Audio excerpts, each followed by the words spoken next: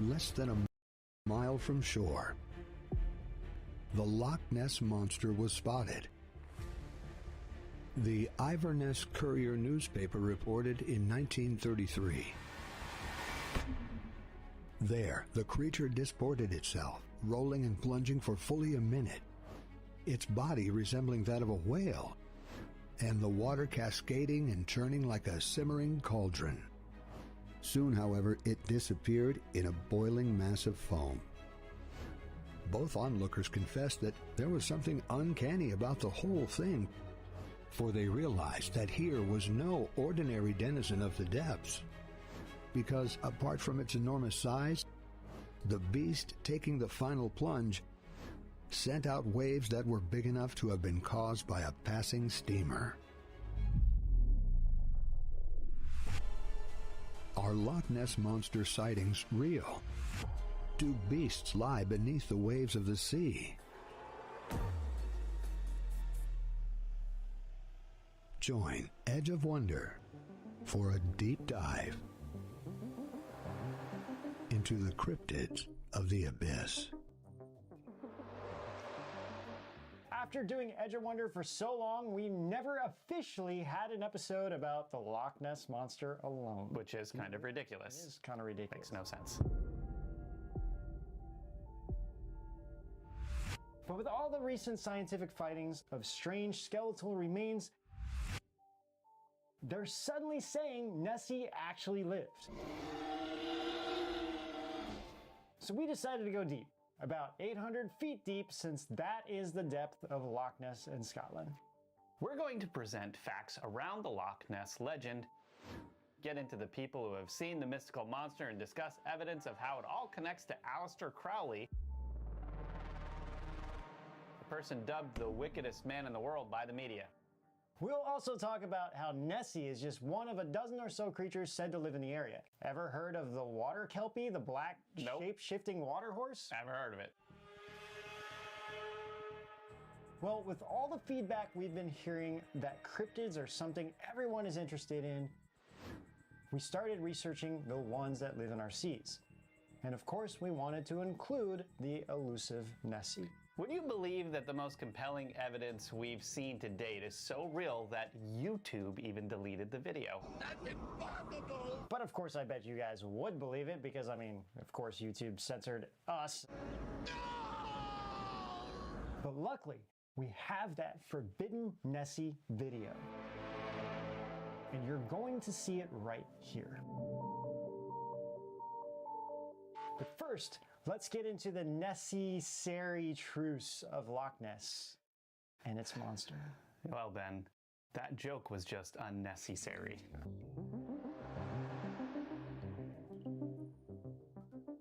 Loch Ness is a massive lake. It has a depth of almost 800 feet, which means you could submerge more than 2.5 Statue of Liberties if you include the statue's base. Loch Ness is 23 miles long and has the largest volume of water in all of Great Britain. Yeah, in other words, plenty of room for Nessie to hide out. But maybe she came up to the surface from time to time. So when I was researching, I had this idea to look up the last 10 years of reviews on TripAdvisor to see what people said about their trips to Loch Ness. Good idea. And after searching for a few hours, we did find some good ones. This one is from April 2019 from Coopercat. Quote, "We took a short trip of about an hour up the loch to the castle and back again. Best of all, whilst we didn't see her in the flesh, the kids spotted Nessie on sonar. Shame not at the surface, so not sure she has a tartan beret or not, but I guess she generally only pops up at night. Thankfully, modern technology helps out during the day," unquote. What makes this one so interesting is that they do have a photo of the sonar image, and you can clearly see a large heated area 751 feet down. So this next one is also fascinating. A TripAdvisor user said that she thought she saw Nessie streak across the surface, but she wasn't sure. Now, according to LochNessSightings.com, which has all kinds of facts, photos, videos, and even a live cam of the loch,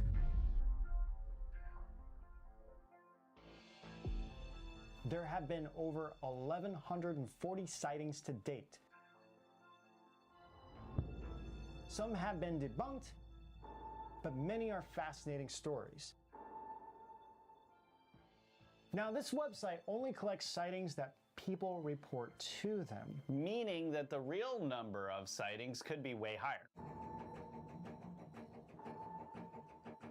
One photo that we found on the site was taken by Ricky D. Phillips, great name, who is actually a pretty well-known military historian. Kind of reminds me of like a rapper or something. Yeah, a white rapper. Ricky D. That's a white rapper. Anyway, in December of 2018, he was photographing Loch Ness when he happened to hear a curious noise and saw something pop out of the water. He described the thing as having a long, straight neck. Yeah, in his own words, this is what Ricky D said to the Daily Record. Quote, "I have swum and sailed with whales and dolphins, seen hundreds of seals, and it sounded like nothing I have ever heard.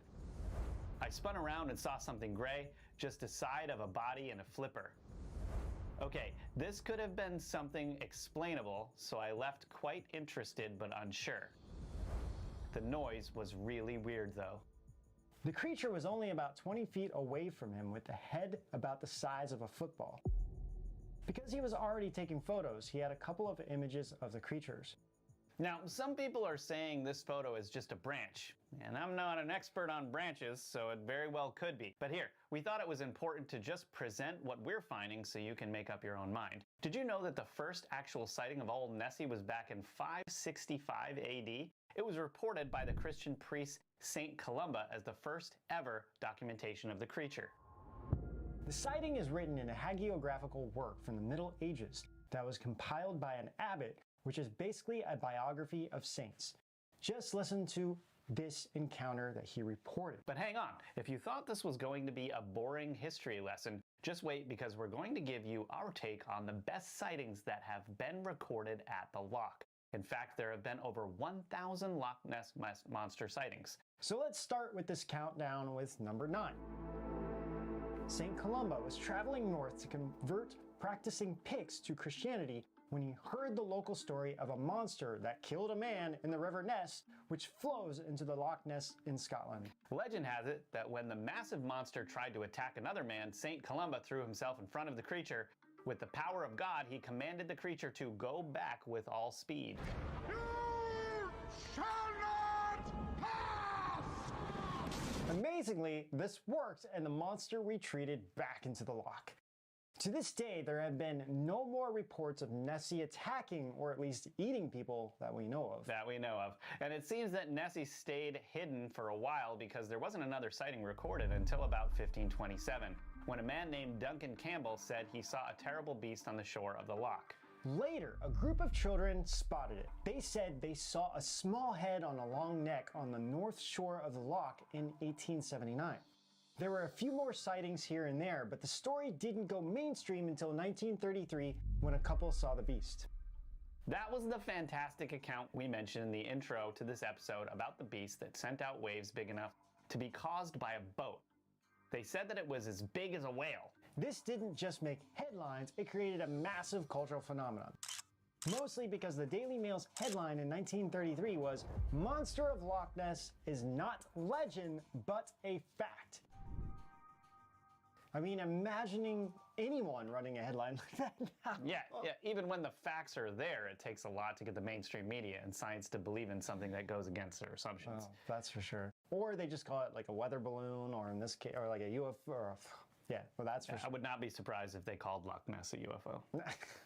Or in this case, they just call it a shark, which we'll get into soon here. Yeah, anyone who thought that was a shark probably needs to go back to biology class. Well, you know, Rob, I'm not a biologist, so I don't know. Neither am I. And don't worry, because we'll show you that soon enough, along with a bunch more evidence. But getting back to the 1933 story here, the Daily Mail even hired a hunter named Marmaduke Wetherell to try to capture the monster.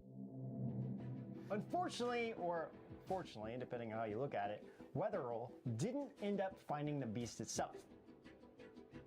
But what he did find were the footprints of a large four-legged creature. And from this moment on, the legend was born and tourists flocked to the loch. Anyway, someone actually did a plaster cast of the footprints, and the British Natural History Museum said that they were of a hippopotamus.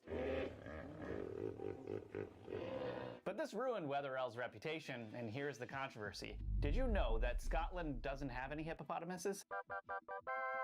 So we're really not sure how they drew that conclusion, and then in 1934, we have the most famous Loch Ness Monster photo ever pop up, which is known as the surgeon's photograph of Nessie emerging from the shadows. It was taken by Robert Kenneth Wilson. Unfortunately, decades later, it came out that the whole thing was faked using a toy submarine with an attached wooden head. It was revealed in a deathbed confession by the person who made the toy, Christian Sperling. But his reason for faking it was really the interesting part. Sperling's father-in-law, it turns out, was that monster hunter Wetherell, who had wanted to get revenge on the Daily Mail for humiliating him and ruining his life. So they created that image of Nessie. There are a lot of other images of Nessie that have been supposedly taken over the years. In 1972, during an expedition led by Dr. Robert Rines, this photo was taken, which shows a plesiosaurus-like creature swimming underwater. Rines died in 2009, and so far there hasn't been any evidence that this was a fake. The photo was taken with the most sophisticated sonar equipment of the time, and the team used the controversial method of training dolphins. Rines supposedly trained 2 dolphins to wear cameras and strobe lights. But that wasn't all. There were declassified documents stating that the British government was secretly backing his expedition. In fact, it seems that the National Archive of Scotland, or NAS, has many files relating to the Loch Ness Monster. However, when we tried to search the database, many of the links didn't work or were redirected back to the main site. The only thing we found was an old link we could access on the Wayback Machine, which is an archive of nearly every website known to man. The NAS article we found revealed that Scotland had seemed to have been collecting info on Nessie since back in the 1930s, when the public was all demanding that the Scottish Parliament investigate the existence of the monster. Of course, the media ridiculed the idea. But wait, if the Loch Ness Monster is fake, why did they consider making Nessie a protected animal to stop people from hunting or harming it? There is even a declassified document from 1938 that was just released in 2010. It was originally written and signed by William Fraser, the chief constable at the time. He raised concern about the arrival of various hunting expeditions who wanted to hunt down the creature and bring it in dead or alive. The document also said that people had made a special harpoon gun designed with the specific purpose of hunting the monster down. The letter concluded by saying, quote, that there is some strange creature in Loch Ness seems now beyond doubt, but that the police have any power to protect it is very doubtful, unquote. What do you think? Is the Loch Ness Monster protected, in hiding, hunted into extinction? What about the strange creatures that have washed up on shore that add to this mystery? Listen to these stories and then see what you think about it all being a fake.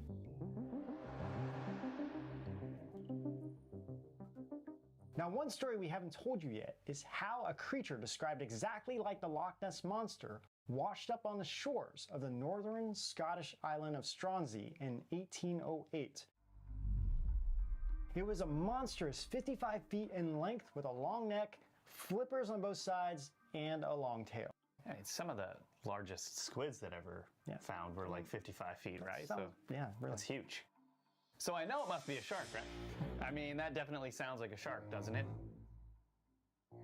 Well, according to the esteemed surgeon, Sir Everard Home, that is exactly what it was, just a humble basking shark. Yeah, that sounds like it. Home brought the beast's skull and neck bones with him to London to study it, and that was his conclusion. What a smart guy. Yeah, seriously. So for those of you who are wondering who this guy is, he was the King of Britain's surgeon.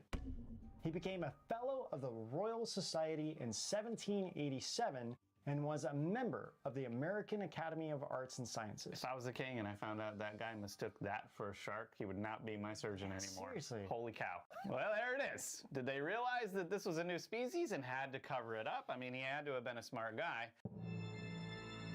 If you haven't seen it, we break down what the Royal Society is in the 3rd episode of our Water Has Memory series, and we also dive into it on our Roundtable series. Check that out. And in a nutshell, it seems that the Royal Society's role since its creation, according to its website, has been promoting science, providing scientific advice for policy, and fostering international and global cooperation. So as an entity that honors Darwin, you know they probably won't be disclosing any strange and unusual findings. Now, according to the History Channel's show In Search of the Loch Ness Monster, the 1808 Nessie skeleton was destroyed during World War II when the Germans invaded London. Convenient. In the documentary, zoologist Jeff Swinney says he didn't buy into the shark tail either. He thinks it was destroyed or moved, get this, to the Vatican. Dun dun dun! Various bits of the carcass were collected by some of the local people, and some were sent down to Edinburgh. Now, all that remains are just 3 vertebrae that are held as a specimen at the National Museum of Scotland. And to this day, they have not been identified. That's because the Pope is probably wearing it, so just kidding. Swinney said that the locals at the time would obviously all know what a shark is, and there's no reason to disbelieve their eyewitness accounts. And remember that it was 55 feet long, so for sure, that's not a basking shark, which only reaches about 36 feet. Plus, the original drawing of that 1800s sighting showed a long neck and flippers on the side, just like Nessie. So Swinney's conclusion was that this must be connected to the Loch Ness Monster. Reports back then said that the washed up monster had just recently died, showing its insides as the flesh was coming off. It was said to be covered in bristles, which are found on many deep sea creatures. And this isn't the only carcass that looks like Nessie to wash up on shore. In 2018, look at the creature that washed up by the state of Georgia in the US. This is insane. A man named Jeff Warren stumbled upon it while boating with his son. At first glance, he thought it was a dead seal. But as he got closer, he realized this was something entirely different. Warren himself actually referred to it as a Loch Ness type thing. And believe it or not, this is where our story gets interesting. Because we never knew this, but Georgia has its own legend of a Loch Ness monster called Alti, or Altamahaha. Ha-ha. Is that like me saying ultimate ha-ha? Are they making a joke at me? What's going on? I'm not sure. That sounds like something Hawaiian. Actually, it could be Hawaiian. Now, once again, people are just being crazy conspiracy theorists, right? According to this guy, Chuck Bangley from the Smithsonian Environmental Research Center, he said he thinks it's a... Wait, let me guess. Another shark? Yep, a decomposed shark. And he figured that out simply by looking at the photo. But he wasn't the only one. Yeah, Chantal Audran of the Tybee Island Marine Science Center also said it was a deep sea shark. Except for the fact that she didn't see any gills. And Mark Dodd of the Georgia Department of Natural Resources also agreed that it was pretty weird that there weren't any gills present. You think? So wouldn't that just cancel out the notion that this is even a shark? See, this is why I have a hard time when it comes to blindly trusting the science, because clearly these guys don't know what the heck this mystery creature is. So moral of the story, if you find some weird animal on the beach, better to first take some pictures yourself and then send them to Edge of Wonder than to call someone to study it or have some men in black show up and take it away to some facility never to be seen. Unless, you know, it's these men in black, because, you know, we're kind of wearing black and we'd show up and gladly take those. This is called a neuralizer. It's a gift from some friends from out of town. This red eye here will isolate the electronic impulses in your brains, more specifically the ones for memory.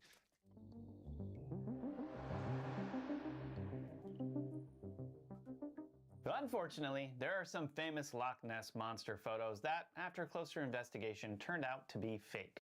This one, for example, looks like some sea creature traveling underwater. However, after brightening the image, they just realized it was a boat sailing through. Another fake one is that this image, which is also quite famous. It was created during a filming of a documentary, and at first the photographer George Edwards said it was real. But when others came out and noticed he had something nearly identical on his boat, well, he told the truth. The image was published worldwide, but in reality, it was just a fiberglass hump that he placed in the water. He even claimed that it was verified by a team of US military monster experts, because sure, there's a bunch of those, which turned out to be fake as well. However, one strange Nessie sighting that is harder to debunk is what was actually found on Google Earth. Lisa Stout from Bellevue, Ohio was checking out Google Earth when she just so happened to spot something interesting. Check out this photo. Now, it isn't very big, but when you zoom in, it actually looks like Nessie's head poking out of the water. But before we get to the most compelling evidence we have ever seen of the Loch Ness Monster, let's talk about the 2007 video from Nessie hunter Gordon Holmes.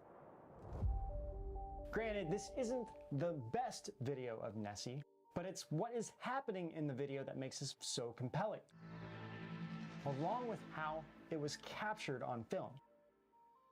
Gordon Holmes was able to record it for about 2 minutes, which gave scientists plenty to work with. They know that it's a creature rather than some debris, and some scientists thought it was an eel. However, there are some problems with that theory. Here's a clip of the man who saw it himself. If you ever get a sighting of something like this, you should zoom in and out so that the people that analyse the footage can always then estimate the size of whatever the creature was, and at the same time, you can prove it's not like a fake because you've seen it in context.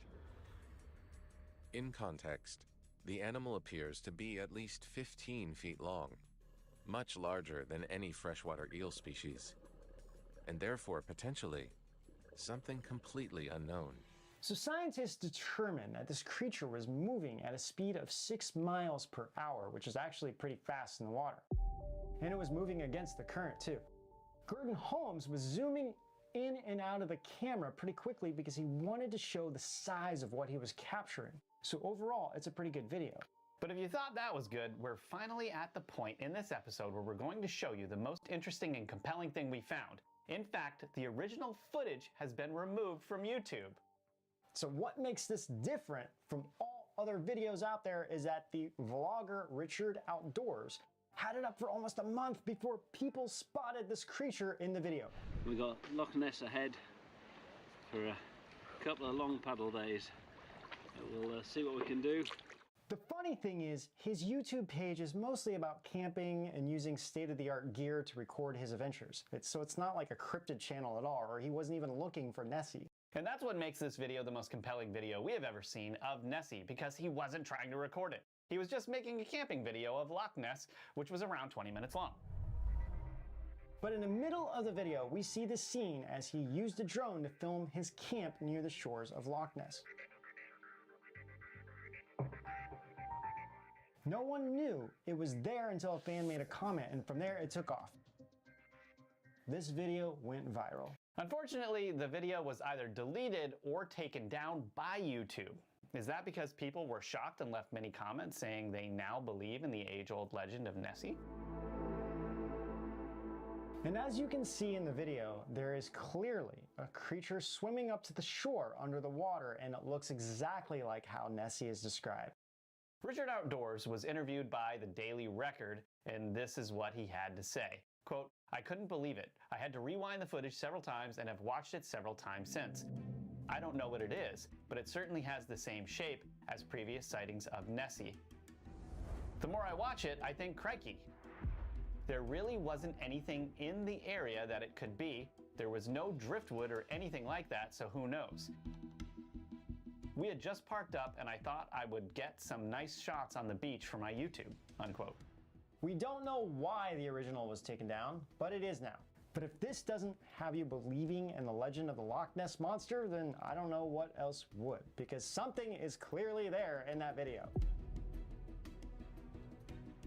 I mean, the fantastic story of Loch Ness has had Ben and me wondering about this since our childhoods. And now we can actually spend our time exploring these amazing topics as Edge of Wonder hosts. And on that note, We are running out of time, so it is probably better to lock this episode up.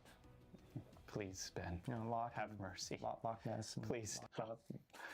But if you thought it was the end of the entire mystery of Loch Ness, well, we didn't even get to the craziest part yet. We also need to cover the several other mysterious creatures being reported in all of the other lakes in Scotland. Are banshees, brownies, sea troughs, and kelpies real? Did you know there have been other monsters spotted in the Scottish lochs besides the Loch Ness Monster like Lizzie and Morag? Well, from mysterious creature sightings to local folktales, a hidden world lies beneath the waves and even on shore. So join us next time for another episode where we dive into the cryptids of the abyss. Well, we hoped you liked this episode on Old Nessie. We can't wait to hear what you think. If you had any sightings yourself, please let us know in the comments and join us next time as we dive deeper into the cryptids of the abyss. Yeah, and until next time, we'll see you out On the edge. Now referred to as Nessie's cousin, Morag, is the name locals gave the Loch Morar monster. Altogether, there are about a dozen Loch Ness monster type creatures found in different lochs. What made this sighting so unusual was the fact that 9 other people staying in the area also reported seeing it. But I guess Lizzie didn't get scared away by all the peace signs and hippies in the 60s, because even in the 90s, she may have been spotted. Testing. Check, 1, check, 3, 1, 2, 1, 2. Necessary truths. Check, love. check. You're like, you didn't scroll up, so I was like, is something wrong? Okay.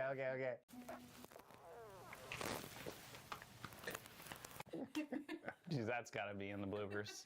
Swinny. Swinny. Okay. Swinny. In Europe, that's a soccer ball. And join us next time as we dive deeper into the cryptids of the abyss. Okay. Oh wow, that whole sentence. Yeah. Okay. You can. That's a really long sentence. Instead of gay. Okay, thanks. That's good. That's a wrap, folks.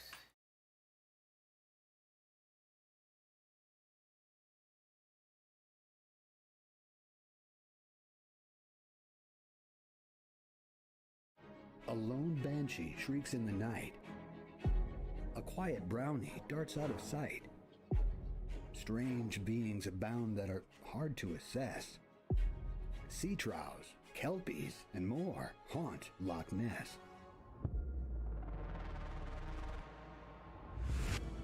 Legends tell of other beasts besides Nessie, hiding in the lochs of Scotland.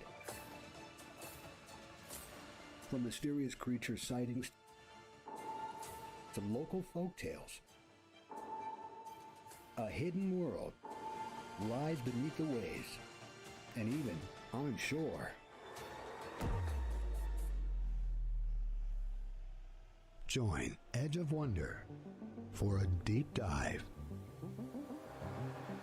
into the cryptids of the abyss. You know, across the pond in America, we never hear of the other Scottish lochs besides Loch Ness. Loch Morar is one of the most beautiful, for example, and is located on Scotland's west coast, which isn't that far from Loch Ness. It's also the deepest one in the area, going beyond 1,000 feet, and it also has a long history of monster sightings.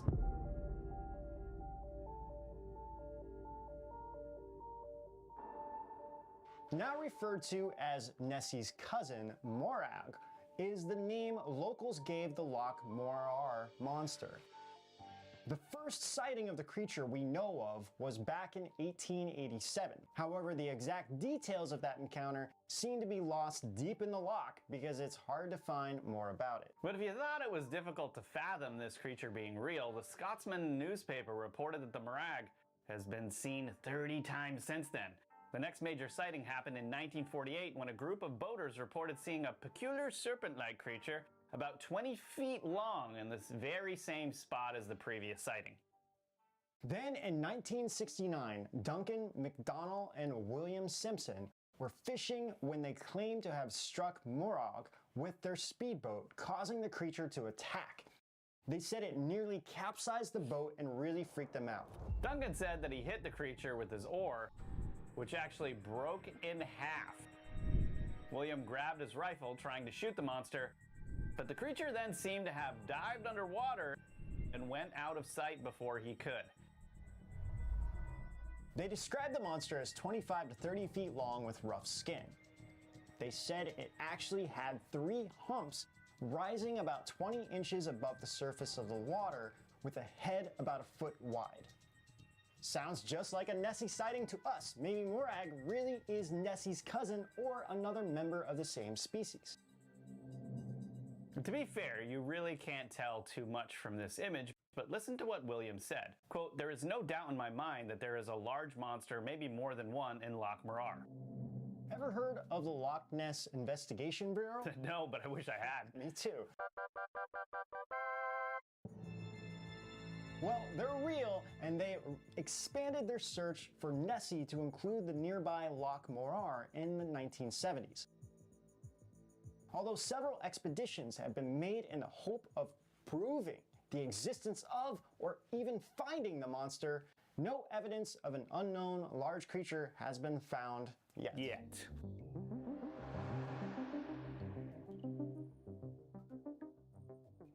Would you believe me if I told you our next monster comes from Loch Lochy?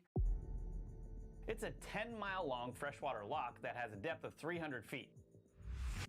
It's separated from Loch Ness by the smaller Loch Oik, and is said to be the home of Nessie's cousin or sister, Lizzie the Loch Lochy monster. How many Lochy locks are going to be in there? Well, they're all locks, so a lot of locks. Try saying that 5 times fast. Seriously. The first reported sighting of Lizzie that we found was in 1929 by 2 game wardens. Now, this is interesting because this was actually 4 years before the famous 1933 sighting of Nessie that started everyone's monster fascination. At first, the wardens believed that they were looking at a branch that fell from a tree. However, when one of them looked closer through a telescope, he was shocked to see that he was looking at a creature. And that it was moving. The men followed the beast for nearly a mile before it submerged in the water and never resurfaced. The next major sighting of Lizzie was in 1960 when a zoologist by the name of Maurice Burton was sent a photograph of a dark mass in the loch. According to Burton, the person who took the photo said that the creature's head was above the water, but it went underwater right when the photo was taken. Burton ended up writing a book called The Elusive Monster, all about the problem of Loch Ness. Just a few months later, in 1960, a man named Eric Robinson and his family were staying around Loch Lochy when they thought they saw a standing wave, but then realized it was a giant creature. They said its body alone was 15 to 20 feet long with an estimated overall length of 30 to 40 feet. So this was massive, like a 3 or 4 story building. They also said it had a light underside, but the top of the creature was dark. Now, what made this sighting so unusual was the fact that 9 other people staying in the area also reported seeing it. Unfortunately, no one took any photos of the creature, but this was back in the day when people didn't have a lot of cameras with them. So. Yeah, it was all film and, you know. But I guess Lizzie didn't get scared away by all the peace signs and hippies in the 60s, because even in the 90s, she may have been spotted. In 1997, an official expedition was launched by the Loch Ness Monster fan club to find the elusive creature, and they did find something unusual on sonar. So at a depth of 160 feet, there was something that seemed to be about 20 feet long. When the club turned the boat to follow the creature, it dived deeper to about 200 feet and then they lost contact. We went looking for more accounts of the Loch Lochy creature and found a super interesting blog post from a guy named Nick Sargent. He said that in 1975, when he was 4 years old, he was traveling with his parents in a van alongside Loch Lochy. All of a sudden, his dad pulled the van over, and he watched his mom jump out with her camera. Now, Nick couldn't remember exactly what his father said, but it was something to the extent of like, "My goodness gracious me, that appears to be the darn Loch Ness Monster." But by the time Nick got out of the van, he saw a large trunk-like tail protruding from the water. Nick said he did the dumbest thing by screaming out, "Daddy, it's the Loch Ness Monster," which seemed to frighten the beast and make it submerge in the water. Good job, Nick. He was 4 years old. No excuse. He said that his mother managed to stay more composed than his father in him and tried to line up the camera shot by having the right settings and keeping it still and focused. Unfortunately, his mother just barely missed the creature itself, but was able to capture a massive wake in the water. Honestly, this seems to show some of the clearest evidence of Lizzie we've seen. BBC even featured Nick Sargent's parents reliving the story of their photograph. Now, what do we see here? It shows the wake that was left immediately after it. The beast submerged. But that was back in the 70s. Did you know that Lizzie was seen more recently in 2021 within 1 mile of the location where the sergeant saw it? A couple posted a YouTube video of a disturbance in the water at Loch Lochy. The man said that he was able to see something dark in the water but couldn't get out of his car due to traffic. His wife, who he described as not a particularly monster-minded person, said she saw a fin pop out of the water. Mutzi, who uploaded the YouTube video, said that the disturbance was unusual because there weren't any boats or animals in the water when it formed. When he was finally able to pull over and get out of the car, he noticed that whatever was causing the disturbance created waves that were loud and sloshed a lot against the road embankment. His conclusion was that only a large animal could have done this. His video on YouTube doesn't have many views, but it's one of the best ones we've seen. And Lizzie isn't the only creature besides Nessie to have been spotted in Loch Ness.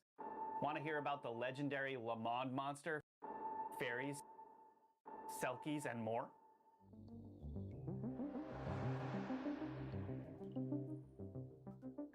What's interesting about the Loch Lomond is that it has the largest surface area of all the lochs in Scotland, and in it is the legendary Lomond monster. Sightings of this monster have been a little rarer, but they do go back several centuries. One of the main sightings was back in 1968 when a woman named Jean Rivens was with her family and they saw a large creature with humps swimming about 200 yards from the shore. She was so worried about it that she even filed a police report, which is why this one seems a little bit more legit. A more recent sighting was in 2018 when a lady visiting from England reported seeing a 20-foot creature making the water stir, when the water had been very calm right before. Even though the encounter only lasted a few seconds, she described the creature's back like a large crocodile. And no, there aren't any crocodiles native to Scotland, so she was very frightened by the encounter. There are other less famous loch monsters in Scotland though. In Loch Garry, very close to Loch Ness, people have described a serpent-like creature. Then there is the Wee Oiki. I think that's more like Wee Oiki or Loch Oik. Yeah, it is, which is a smaller loch between Loch Lochy and Loch Ness. Sightings describe its creature similar to Nessie or Lizzie, and if they're not calling it the Oiki monster, they are really missing out on this one, right? I mean, they should be calling it the Oiki monster. There's also the Salak monster, the Loch Shell, and then the Mook Shell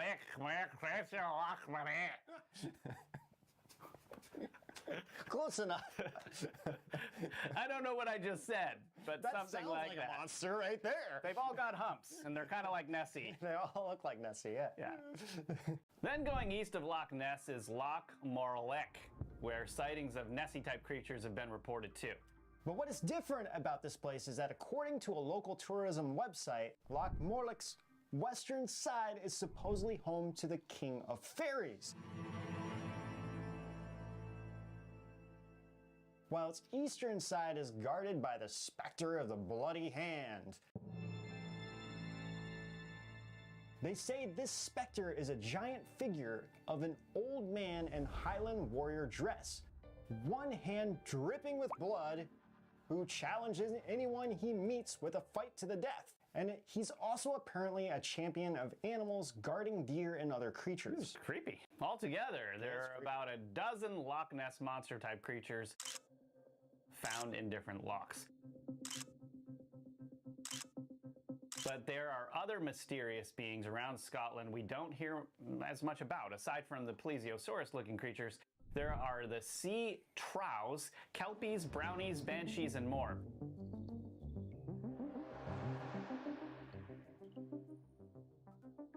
Sea troughs are described multiple different ways.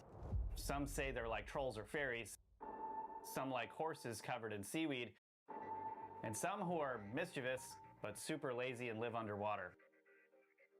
That's a wide breadth of ways to describe that type of being. It is. They only come out at night and are said to be invisible to many people. Then there are the selkies, which are sea-like creatures or mermaids that shed their skin and take on the form of a beautiful human being who looks for a lonely man or a lonely woman.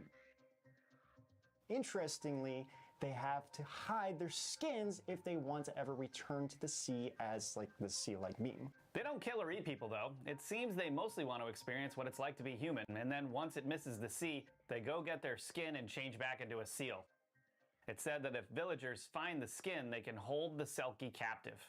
Other strange and unusual creatures of Scotland, which are the kelpies, are shape-shifting water horses.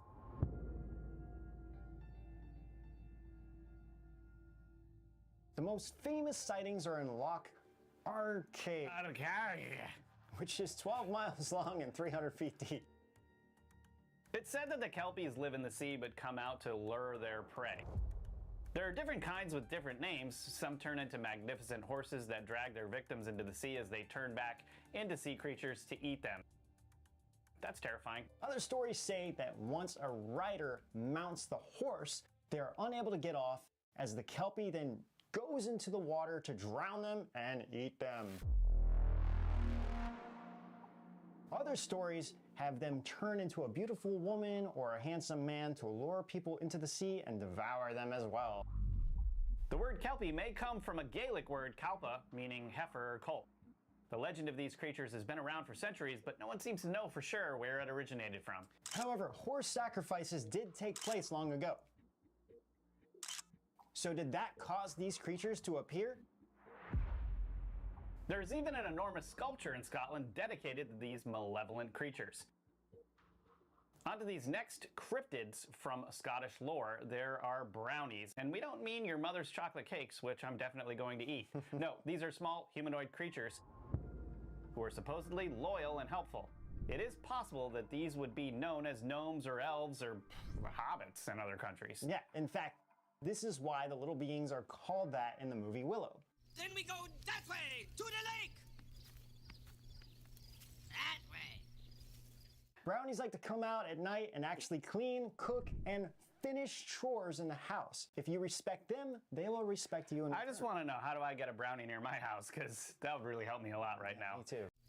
You are drunk, and when you are drunk, you forget that I am in charge. It's said that they're a natural good luck charm, and if one stays on your land, they'll help you achieve good fortune.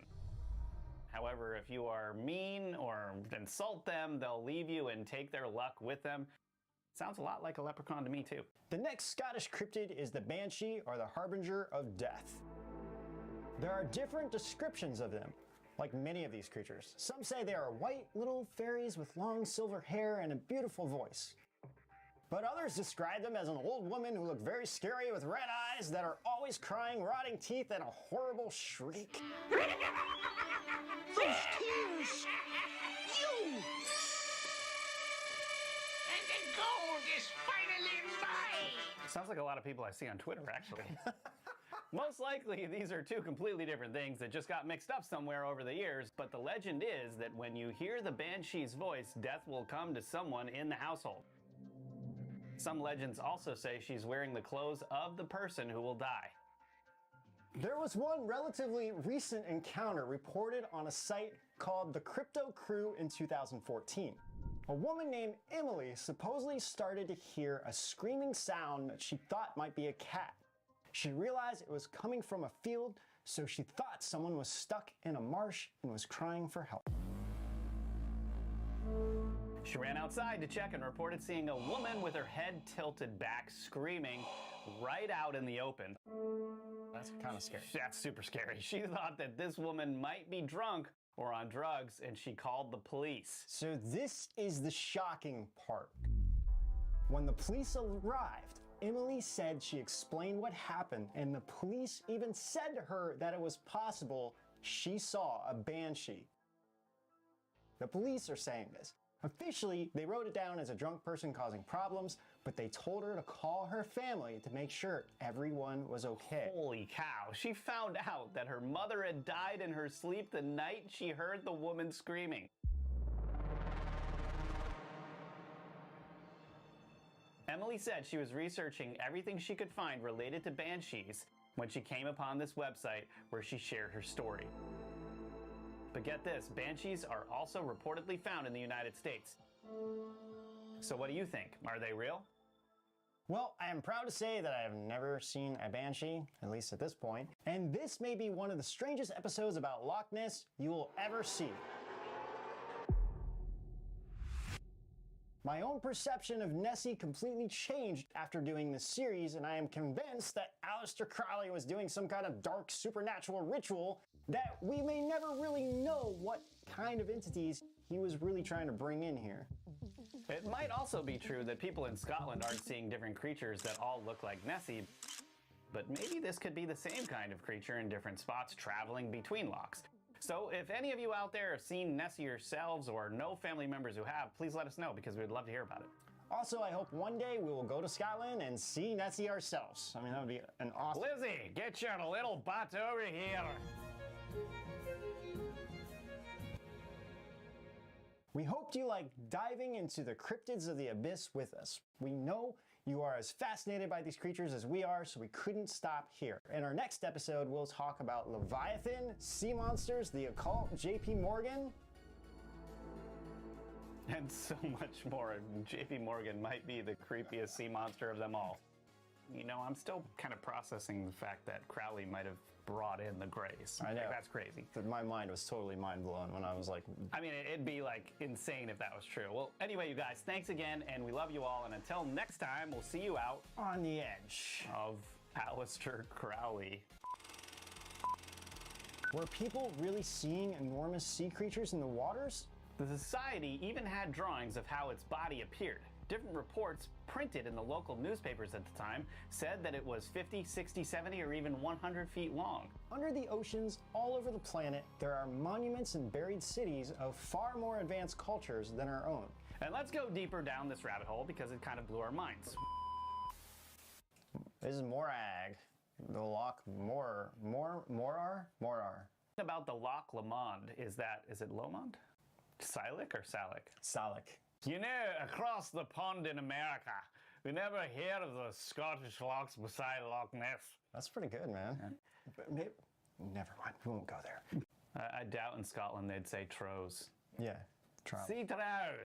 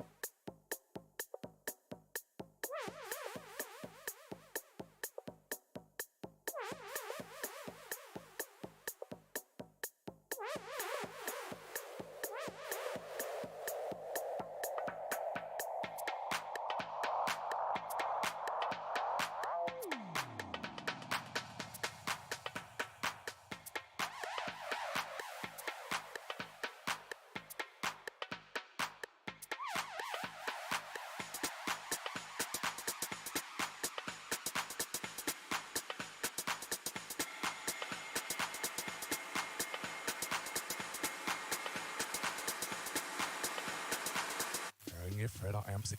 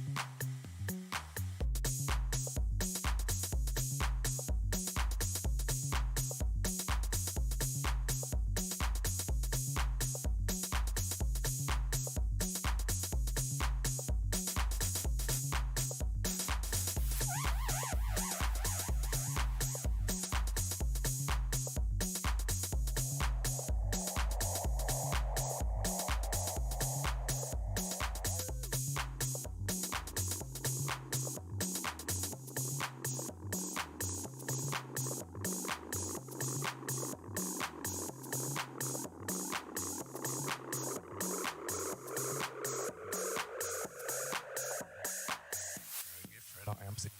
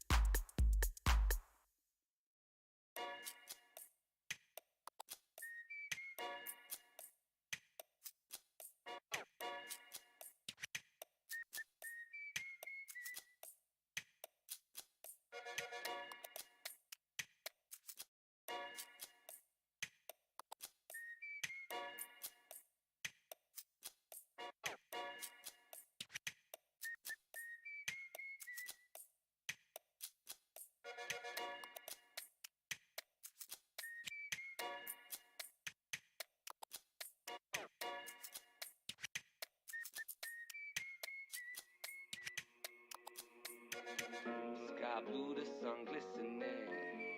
I hear morning whistling. Yesterday y'all weren't listening, but right now I feel different. I've been down in the alley with darkness around me, where everything's cloudy and gray. Birds chirp as I serve my brew. I'm cool with the work I do. Clock ticks and the world might move. Time stops with a girl like you. Perched high, word my dude. I observe life from a bird's eye view. Jerks try hurt my mood, but my sky pure bright blue. No piss taken. I tell my demons they are mistaken. I lift weights, eat less bacon. I run with the sun just waking. Jumping ropes and my legs aching. Bathing when the heat get baking. Hiking when I need escaping. Stopping when the sight breathtaking. Cool, no cynical vision when I'm by the swimming pool. Sitting with a friend or two, sipping brews with them, chatting, chilling, skinny dipping with a few women.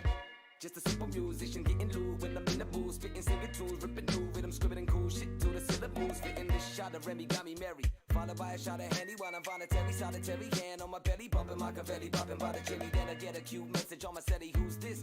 That hottie Betty, pretty stunning, something like Holly Berry. Hurry up, honey bunny, come and get me, cause I got another bottle with me. Better bring your bare body quickly, bottoms up, we can swallow plenty. We ain't gotta stop till the second bottle empty. Then she unzips my flyer till I twitch and whine with desire. Wired up by her shit is fire, sizzling like a kitchen fire. Finna make it flying bitch, sing higher than the very high bitch Mariah, higher than the little children's choir, busting the grill, Richard Pryor. Feeling like Sheen, living my dream, sharing my life with the right queen, tearing my mics, getting my green, feeling mad like, get what I mean.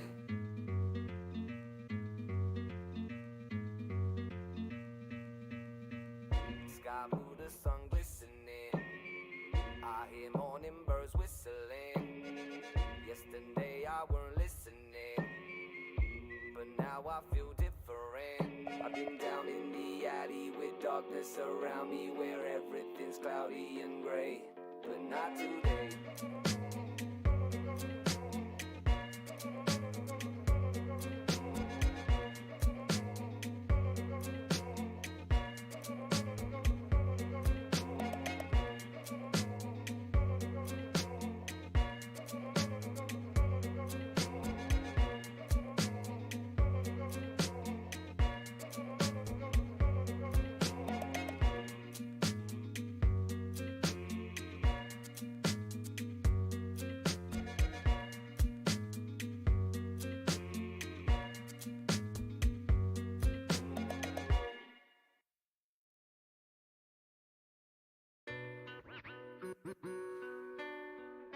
I don't have to tell you things are bad. Everybody knows things are bad. The dollar buys a nickel's worth. Banks are going bust. Shopkeepers keep a gun under the counter. We know the air is unfit to breathe and our food is unfit to eat. We sit watching our TVs while some local newscaster tells us that today we had 15 homicides and 63 violent crimes, as if that's the way it's supposed to be. We know things are bad, worse than bad. They're crazy. It's like everything everywhere is going crazy, so we don't go out anymore. We sit in the house, and slowly the world we're living in is getting smaller, and all we say is, please, at least leave us alone in our living rooms. Let me have my toaster and my TV and my steel-belted radios, and I won't say anything. Just leave us alone. Well, I'm not going to leave you alone. I want you to get mad. Hypnotized by a spreading viral syndrome, sitting silent in a cyber prison. Eyes got spinning spirals in them. We're spinning our lives, pretending, idolizing, idol singing. Work the simple-minded jokes, jerking off at the sight of women. Someone's behind it, making the most of it. Raping your soul, sonny, they've made you a slow puppet. Enslave the globe with paper, causing karma, sick behavior. They divide you, make your fight, constantly quarrel with your neighbor. You make me wanna wake you, shout, shake you out your bed, slap your back to reality, pound you, break your drowsy head with the black, brown, white, yellow, or blue. Whether you Jew, Christian, Muslim, man or woman, natural, feminist. Don't forget your hatred and beat scale straight, relate evenly. We can blatantly see we're all getting raped equally. People should be eager to put their forces together. The more the better. Forget your pain, y'all important and clever. This a bread run, you're not a little breadcrumb. Lift your head, son, cause you're a fucking living legend. You're not a zombie, handle knob and they numb. Yeah, you're not a statistic, nah, not an anonymous number. You want knowledge, wonder, mind, body, and soul. Flip big brother the bird, cause he's not in control. No, strike the power, time to be sour. Pile up cowards, cadavers after dragging about the ivory tower. Blah. I don't want you to protest, I don't want you to riot, I don't want you to write to your congressman because I wouldn't know what to tell you to write. I don't know what to do about the depression and the inflation and the crime in the street. All I know is that first, you've got to get mad. Got to get mad. Got to get mad. Got to get mad. Got to get mad. Got to get mad. Got to get mad. You gotta say, I'm a human being. God damn it! My life has value. Get mad. Get mad. Get mad. Get mad. Get mad. Get mad. Get mad. Get mad. Get mad. Get mad. Get mad. Get mad. Get mad. Get mad. Get mad.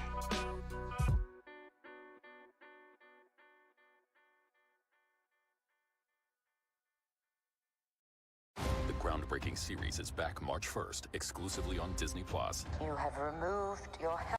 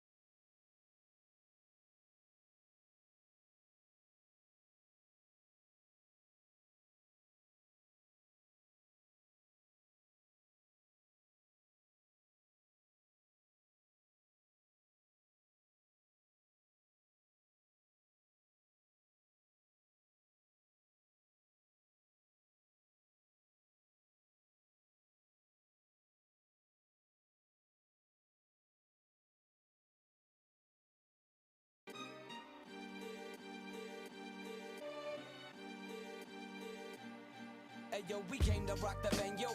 Then that's why the several shots of Jaeger followed by 20 vodka Red Bulls. My liver's probably yellow. Watch my body tremble like a pot of jello. We party hard cause we don't wanna settle. Holla dog if you got pot to pedal. All the skets know that my squad's got that arrow. All the shorties call me Bello.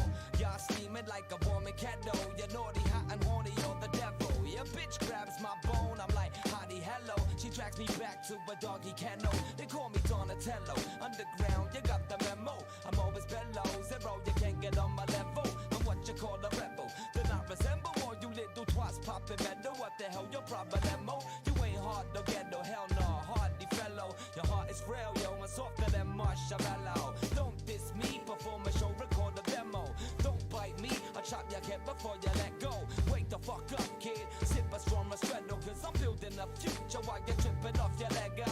Let's go, let's go. Cause I'm building a future while you're tripping off your Lego. Let's go, let's go. Cause I'm building a future while you're tripping. We came to raise the roof up. Make your boost up, the bass and rape your woofer. Abuse the fucking play button and play some Buddha. Get brutally wasted and wake the rooster. Face the truth, cuz we're your favorite group's favorite group, cuz we smash more spots than adolescents. Face the root, cuz fake producers and labels make snake maneuvers. Strange Medusa faces to seduce us. The game is useless. We stay killing crowds like crazy shooters. We show the youth love cause they salute us. Entertaining fools like Sammy Davis Jr. Haters screw us. Lame losers slip us the bird. We make the crew cuss. Trolls type shit, dumb us down and break computers. Until my play removes their fingers like the great Yakuzas. I take the grills and make them fuba. Call me trait remover, hang a two-face, wrap us upside down like the traitor Judah. Let's go, let's go. Cause I'm building a future while you're tripping off your Lego. Let's go, let's go. Cause I'm building a future while you're tripping.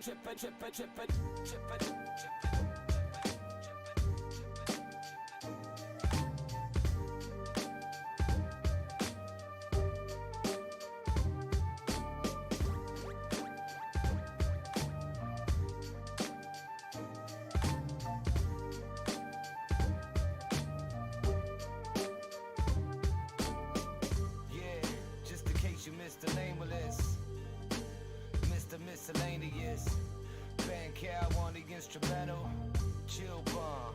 You get the memo.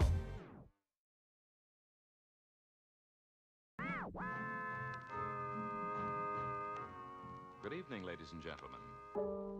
You can listen to another innocent The magician. The magician. The magician. The magician attractive.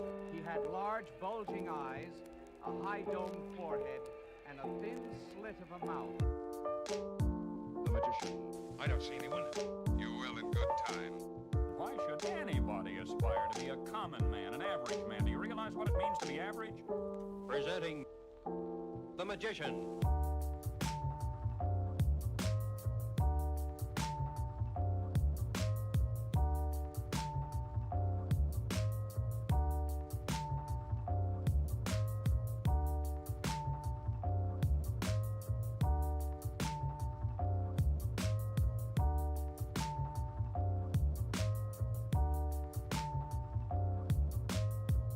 The house has been the scene of many strange happenings. Let's go along with it. It's no gag, Bub.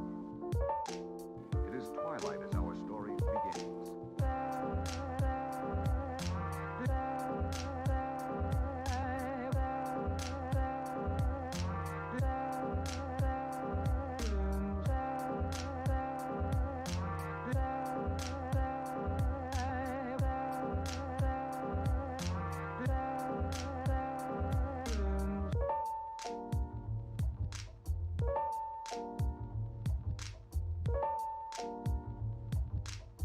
It's important that you listen as well as you know how to all that follows.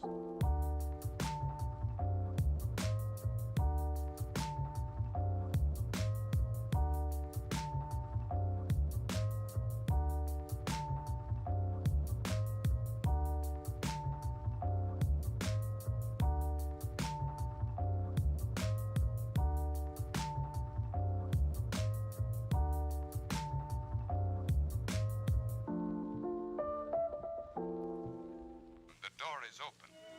Enter.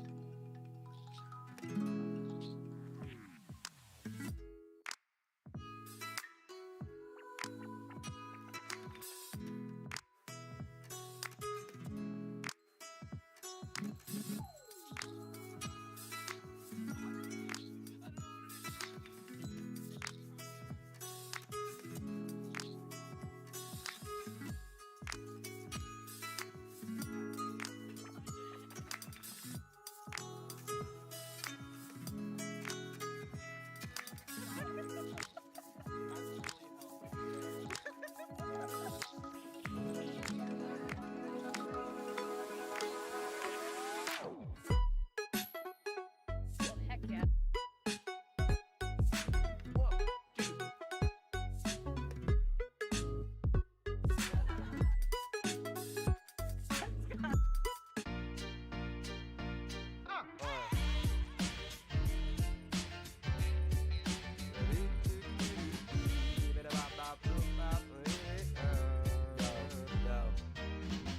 Allie was cool, but she lived a ways away. I met her out of school, visiting my friend Nate. Long distance, it isn't hard to explain. I got a job and she a college chick, what else is there to say? Addie was a prude, but I liked her, yeah, it's true. I didn't pressure her to do what she didn't want to do. She'd say I was her guy and then she'd hang me out to dry. I eventually grew tired of the bottom of her shoe. Anna was a freak, we had a lot of fun at first. Had it locked down for months, then the hunt went berserk. At first thought it was love, but the bubble got burst. The slut fucked car while I was at work, but that's life. That's what all the people say. You're riding high in April, shot down in May. That's right. That's life. That's what all the people say. You're riding high in April, shot down in May. Alright. Back on the scene, sick of feeling fickle. Fractured the heartstrings, hard to be civil. Pissed off, used and abused, you giggle. But if you play the victim, what's he get you?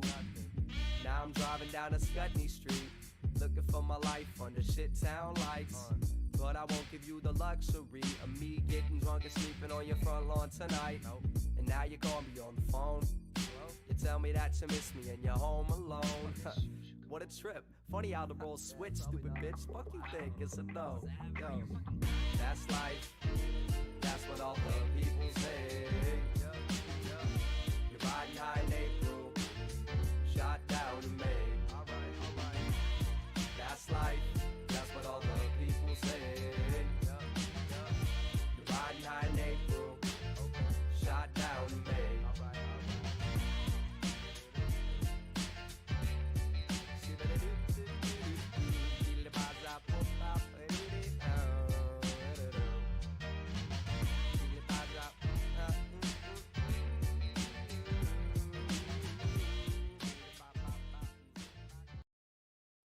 Bring the bass in.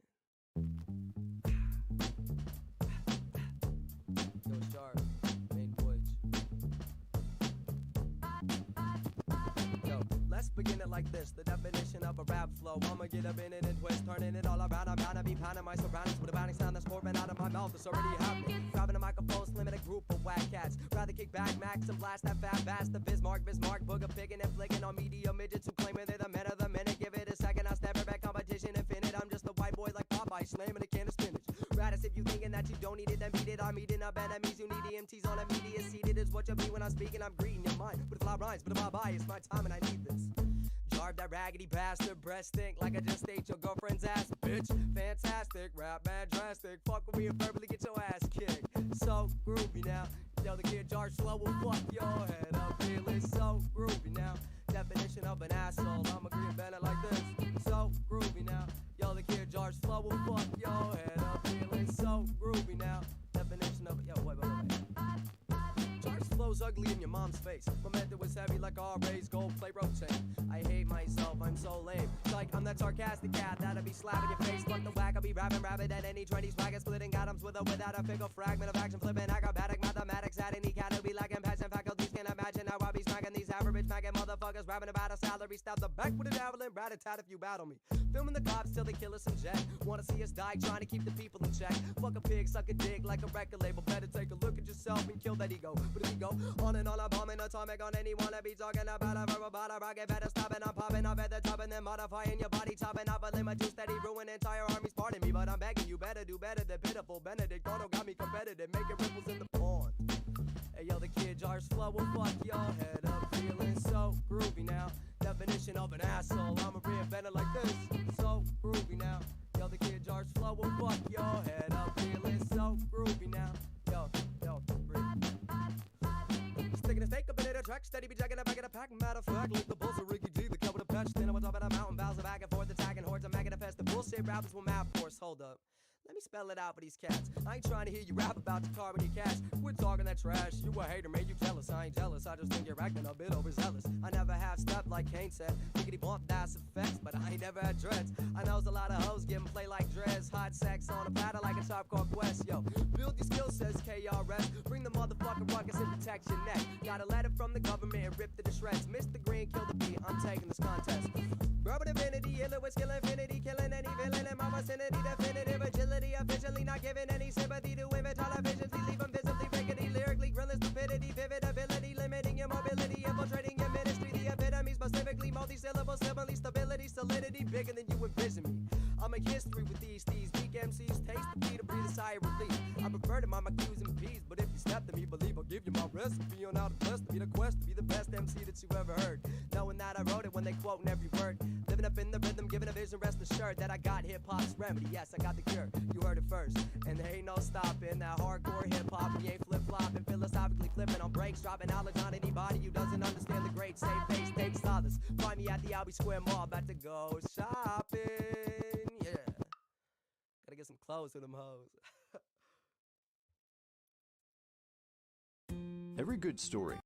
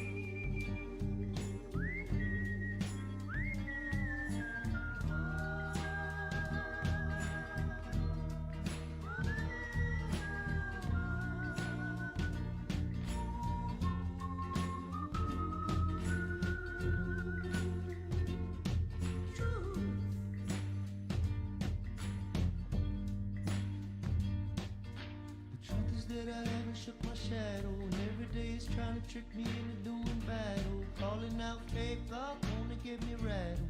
Wanna pull me back behind the fence with the cattle. Building your lenses, digging your trenches. Put me on the front line, leave me with a dumb mind with no defenses. But your defenses, if you can't stand to feel the pain, then you are senseless. Since this, I've grown up some different kind of fighter. And when the darkness comes, let it inside you. Your darkness is shining, my darkness is shining. Have faith in myself.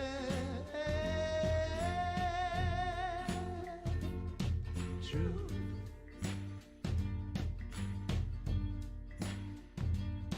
I've seen a million number doors on the horizon. Now which is the future?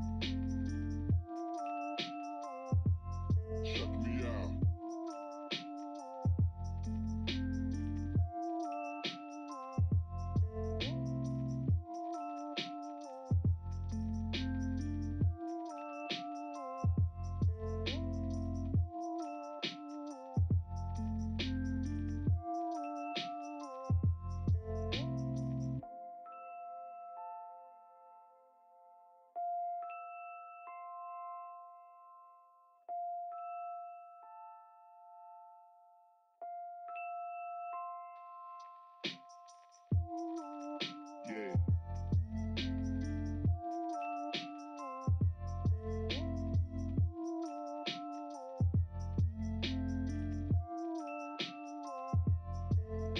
I still got love for the street.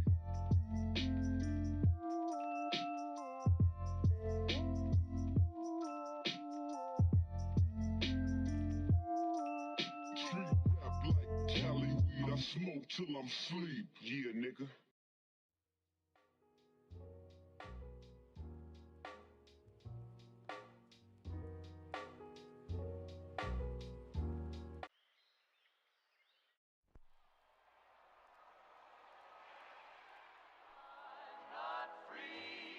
But who wants to be? You're everything that's right for me.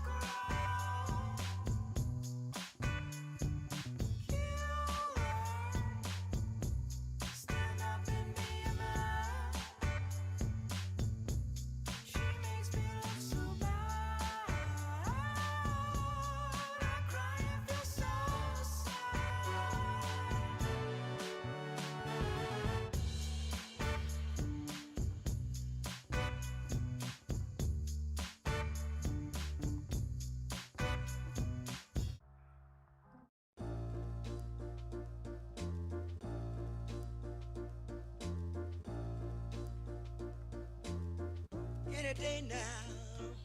Rain, shine was fate denied by state time. Your cage rhymes contain rage behind gang signs. Remember chicken spitting game at you? I'm praying with a flow when you get home. I'm fixing gang tattoos. Forget stress, yes, I'll accept the charges. Armed with curse words and verses to get the guards pissed. I dropped out since we last spoke. What? Commissary sold shut, son. We all blown up. For show, growing up was tough. More drugs than love. Fuck a thugger getting bucked. You can roll with us. No more holding in stolen trucks. Roll the Dunkin' Donuts with Popo and folks can both hold nuts. Flame up, say your name. Now the whole gang smoking. Sweater mom, I quit spitting to get your chains broken. Your name is spoken openly. Remember holding dreams of being dope.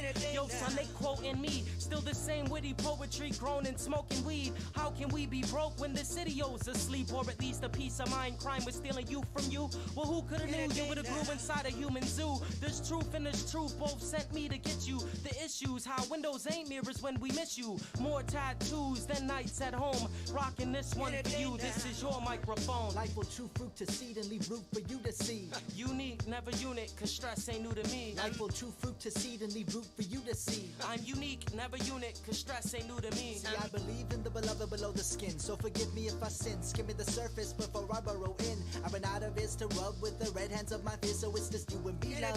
Rising into the clear blue, who knew eyes could see so far from up here? Toes skimming the green heads of treetops under God knows where you're sweet. Don't leave now or drop like an autumn. Stay wrapped in my hand like a thorn to escape blossoms of red in my palms. Now they match my father, scraping the stains out of rich man's pants and lipstick collars. Hollering to moms about the babble of bills and loans again that gather on the kitchen table. Cast shadows that began to whisper the other day about the son who was away today. The whole store is sweating, it wishes the laundry would just wash away. Mom's fingers full of stitches, mouth full of pins. Mumbles yes, sends a quick request to God with pursed lips. My sons, I lost them under the brush of adolescence. To impatience, pussy pens, funny cigarettes, foreign lessons. But if she saw me now with the blade of a smile nestled in my fluttering wrist, memory pared away by metal, and knew that God's emissions are both open and free, and that he slowed the medics down, knew it was too fast for me, and edits and rewrites me as he pleases. The human thesis, any day I'll be embedded in a perfect sentence, please believe life or to the fruit, to the seed, then leave the root for you you to I'm see. unique, never unique, cause stress ain't new to me. Life but to the fruit, to the seeds, and leave the root for you to see. I'm unique, never unique, cause stress ain't new to me. Yo, when I reminisce, I don't remember Timberlands, nothing but pro wings. Rocking them with the tongues hanging out of the front with no strings, with no ice on. Yo, we frontin' with fake gold rings, no gold chains, just house keys on shoestrings. So how does anybody sleep on a featherless pillow with the world's weight across the soda blade trying to smother hope? It's foolish pride, these devils, they'll surely try to split you and force you to sign over your soul, spirit, and physical. While in a constant conflict, confidence against incompetence, trying to grasp the context of life's concepts. That little bit of peace that I need, indeed, I'll search for it. I try to ignore time, but I can't afford it. Smoking weed, thinking surely I need employment to feed my spoiled kid. Never been characterized as the type to avoid his choices. So now I sacrifice life, the mics in good faith, but not a penny saved, hoping to blow like any day.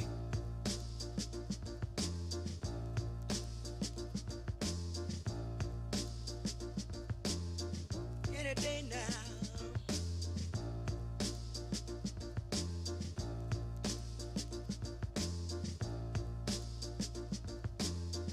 Any day now.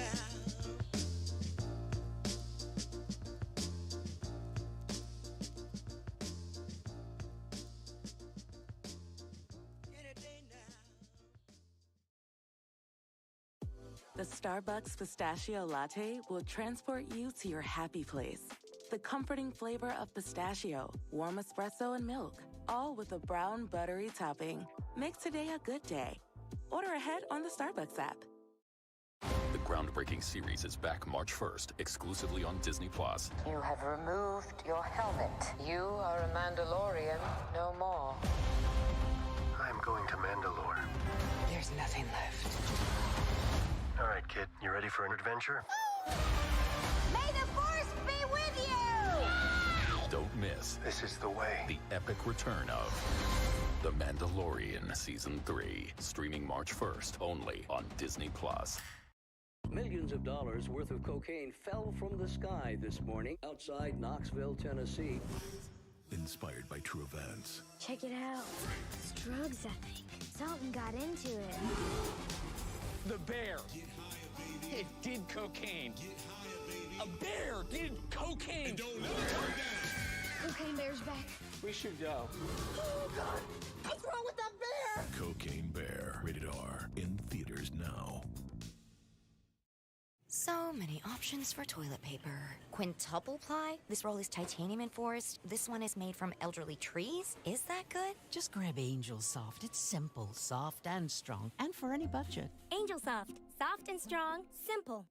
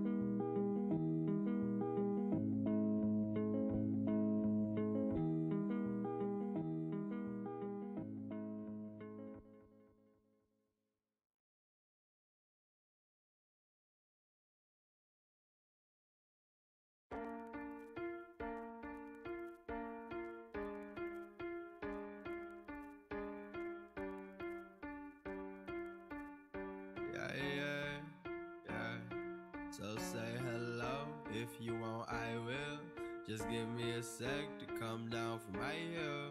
I might be a fool for how I feel. I gotta take me a rest. Shit got too real. So say hello if you want, I will. Just give me a sec to come down from right here. I might be a fool. Shit, I am what I is, but I got out that gym and I don't know how I did. But lately life is going well. I've been smiling a lot, yo. And maybe it's the vibe. Maybe it's the pop. My dear friend, why you crying? I'm happy, why you not? I'ma tell you these words. I pray you don't forget. When you see your mama cry because of you, you come and see me. And when dad say them things that hurt your soul, you come and get me. And when bad tricks are bad, the magic show are all you're getting in that sad flick. You hated all that's playing on the TV. When your trash ain't never treasure. Treasure loses meaning when you're backwards in every way the word could ever mean it. When you're last in the race, you thought you'd never not be leading. I say, I live, you hear me. I live, you hear me.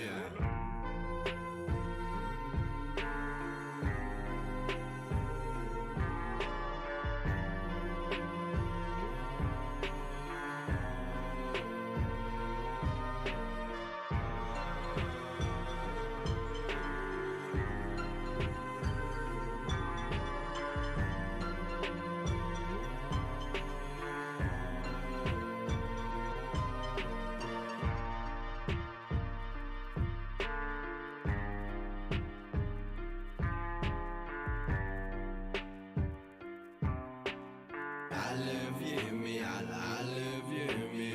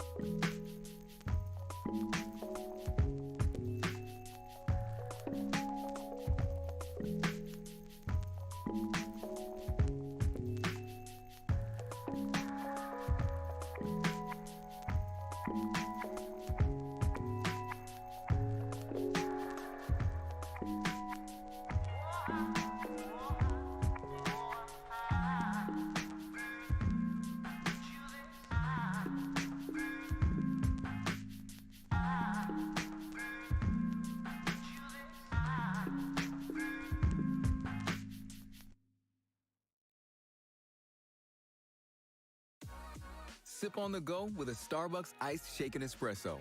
Our signature roast, shaken with ice, then finished with a splash of milk. Customize it to match your style on the Starbucks app. Make today a good day. Millions of dollars worth of cocaine fell from the sky this morning outside Knoxville, Tennessee. Inspired by true events. Check it out. It's drugs, I think. Something got into it. The bear.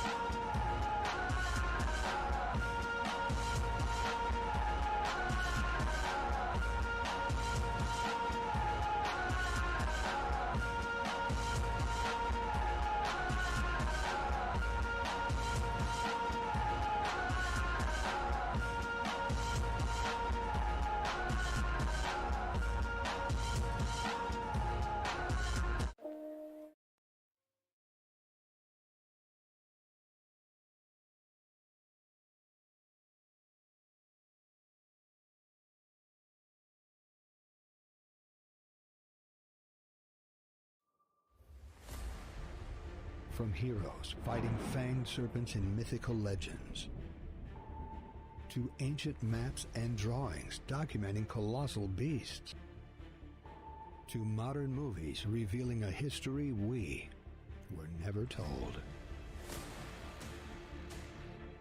Could the truth about the Leviathan be out there, buried deep beneath the waves of time? With its untold depths, couldn't the sea keep alive such huge specimens of life from another age? This sea that never changes, while the land masses undergo almost continuous alteration? Couldn't the heart of the ocean hide the last remaining varieties of these titanic species, for whom years are centuries and centuries millennia?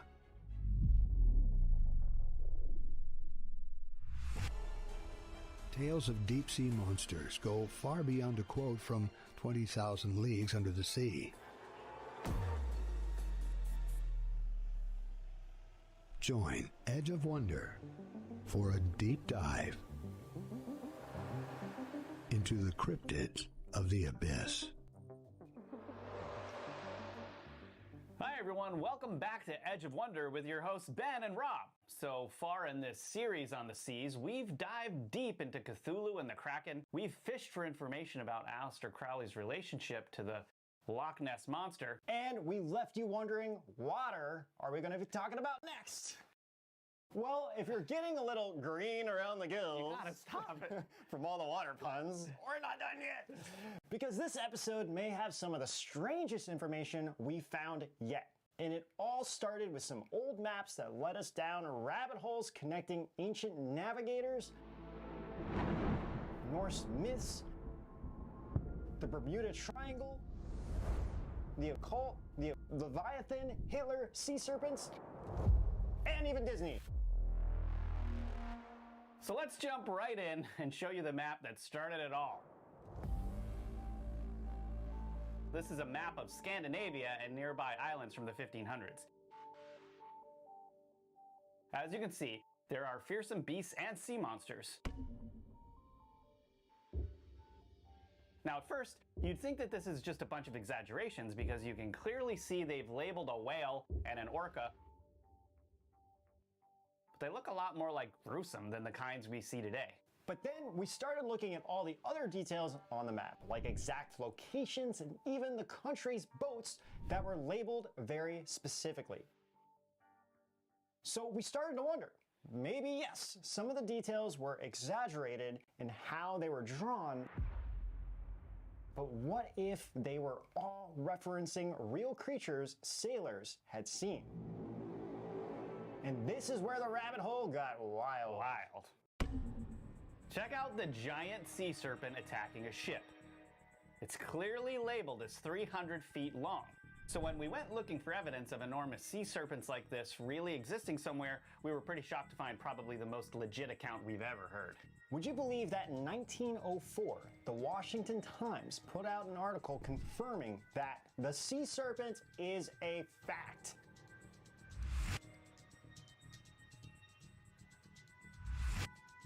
It compiled the sightings of multiple sea serpents from as far back as 1555, but with a lot of sightings between 1815 and 1877 on the North Shore of Massachusetts. And that is the North Shore, if you're from there. And these sightings weren't just a matter of individual people trying to get famous with a whale of a tale, as Ben would put it.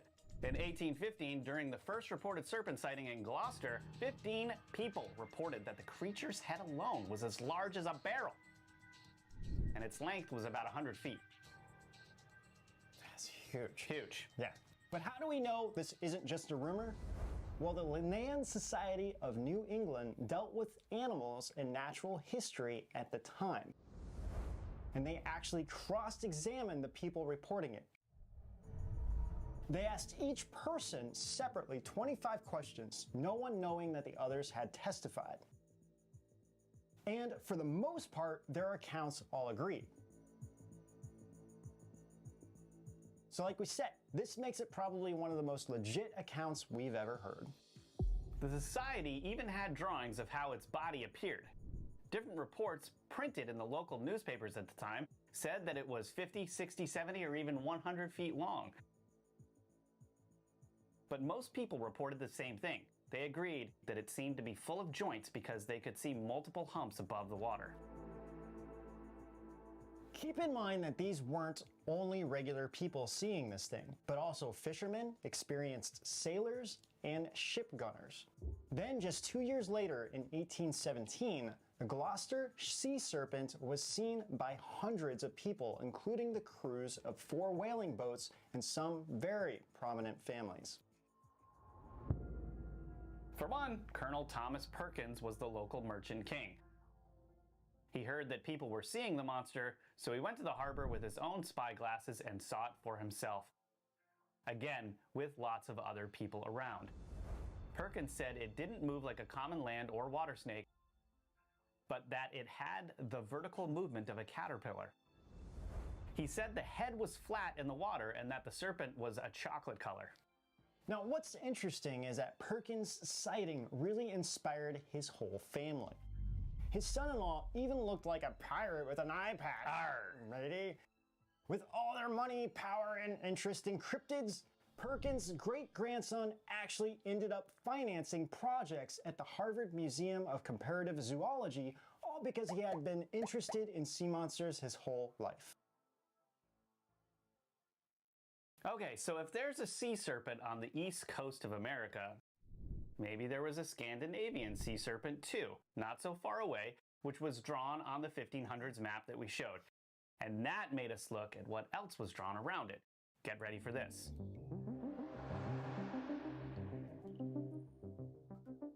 Now to the right, off the Scandinavian coast, you can see the only place on this map where the water itself has something other than waves or ice in it.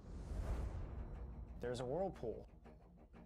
But why do we care? Well, if you've ever read Greek mythology, you'll remember that there is supposedly a sea monster whirlpool called Charybdis that swallows up ships.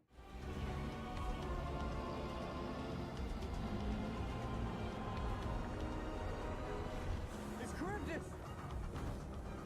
What? She guards the sea of monsters!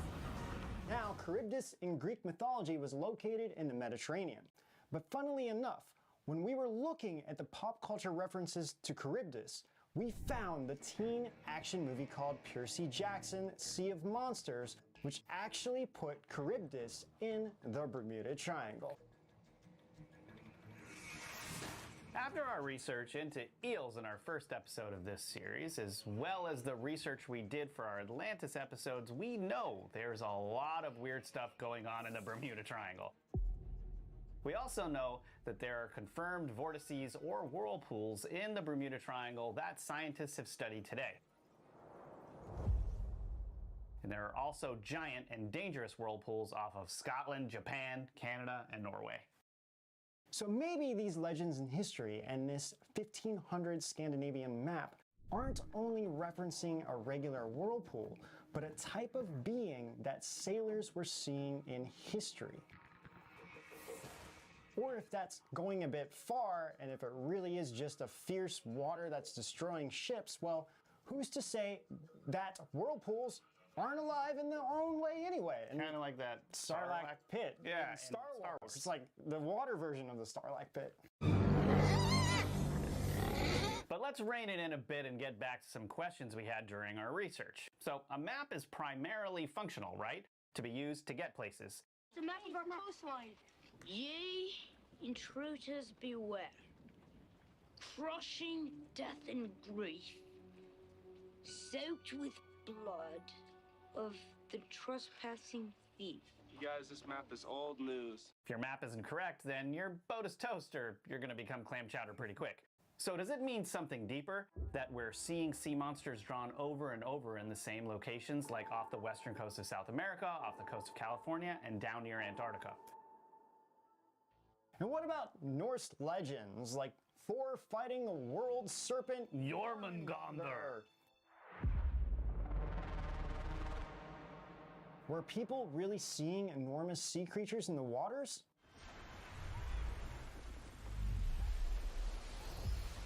Were cartographers trying to warn sailors of not just physical dangers like icebergs, but also monstrous ones they might encounter? Yeah, check this out. To the south of Iceland, near some Scottish islands in this map, there is a giant lobster kind of creature attacking a man. Now at first, you might write this off as artistic exaggeration, but then we realized that this was showing us the scale of this thing, that it was big enough to grab a person. So are there any accounts of this kind of creature being real? Well, here's where Disney comes in. Have you seen their animated movie called Atlantis? No. I actually have. We've talked about it before because the historical research they included is so detailed that it made us think maybe they know information we don't. Grandpa? Finest explorer I ever met.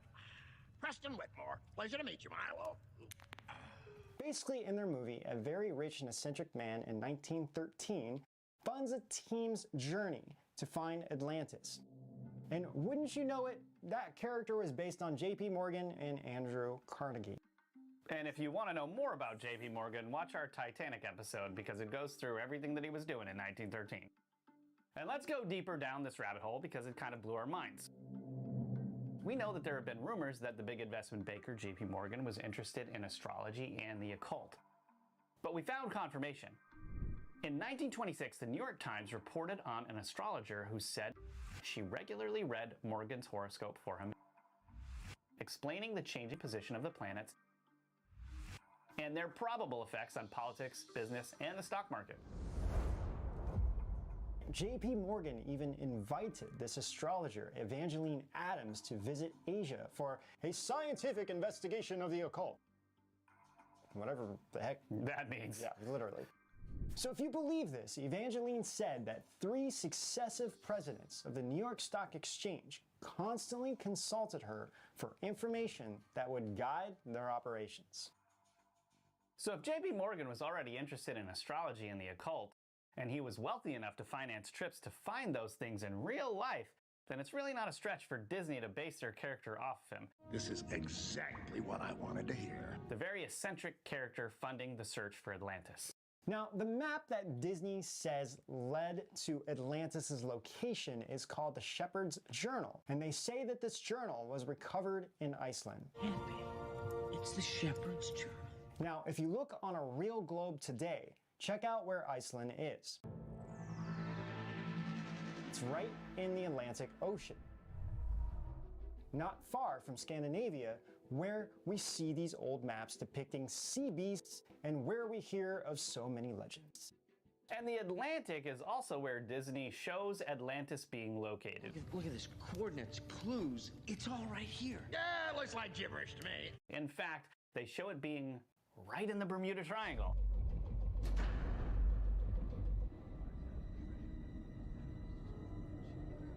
Now, we aren't going to get into a discussion about ancient Atlantis because we did several episodes on that for our Ancient Civilization series. But to loop this back to why we brought up this Disney movie, remember that giant lobster attacking a man on the map from the 1500s?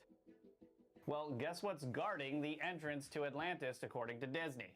It's a mythical sea serpent. He's described in the book of Job. The Bible says, out of his mouth go burning lights, sparks of fire shoot out, but more likely it's a carving or a sculpture to frighten the superstitious. So we find this masterpiece. Then what? And just like today, the movie's expedition assumes that primitive people were less advanced than we are, not more advanced. So when we get a close-up look at the lobster-like beast in the movie, we find out that it's actually a machine.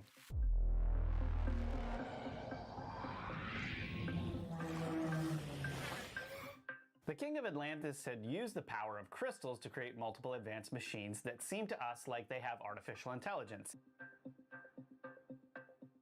If they can hunt ships like real animals could, do you think that there's any truth to this story? Actually, I kind of do.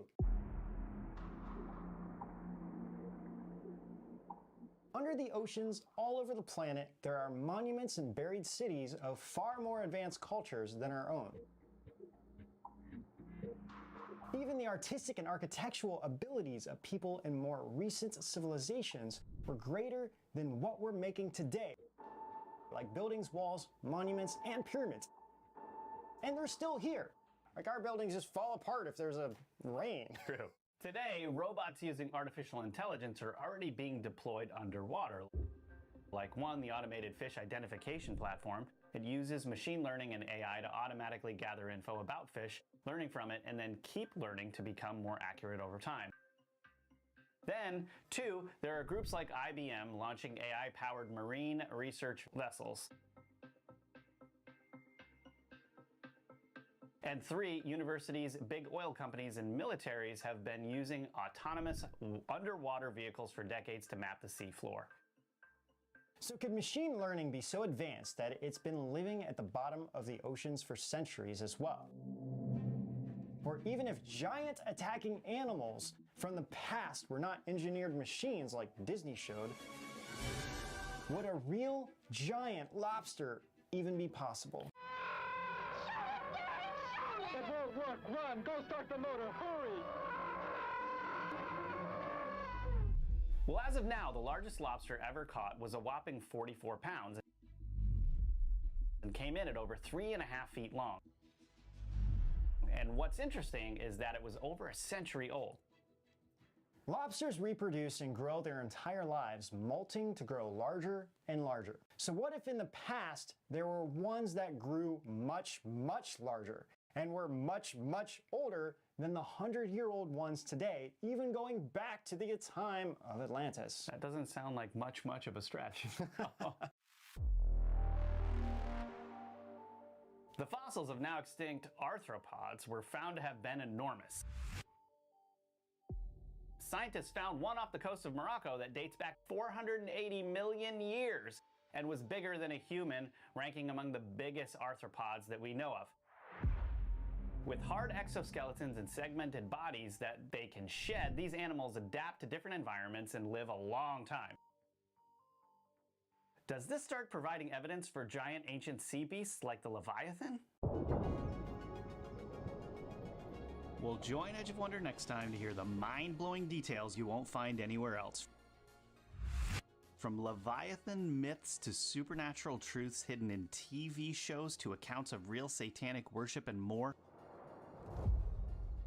this story is about to get even deeper. Want to hear discussions on dragons, technology, and strange monster sightings of the fearsome Leviathan? But you know, we can't say that all sea creatures are evil or that mythical legends only point to dark beasts. Did you know that the Church of Satan actually uses a sigil of Baphomet to represent the Leviathan? So as we said over and over, what if these monster sightings are in fact real? Supernatural dives deep into demonic possession, angels, evil beasts, gods, and other beings. Intro sequence, logo intro. Are you okay with that? Yeah. Okay. You are officially a white rapper. Which is Disney, which is Lindsay Lohan. She was in Disney. Oh my God, it's all of it. It all comes full circle. All right. So could excuse me. Huh. Actually, Lindsay, tell you what, just turn it upside down. Can you make sure you're scrolling up?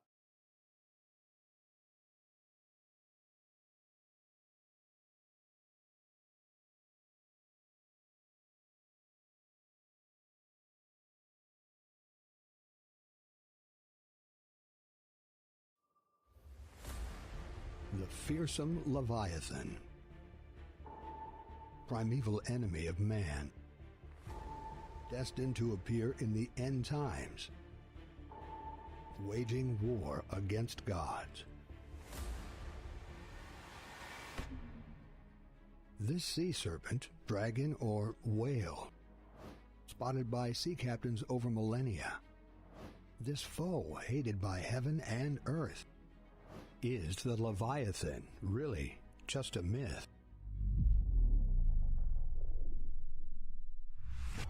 From Leviathan myths to supernatural truths hidden in TV shows to accounts of real satanic worship and more,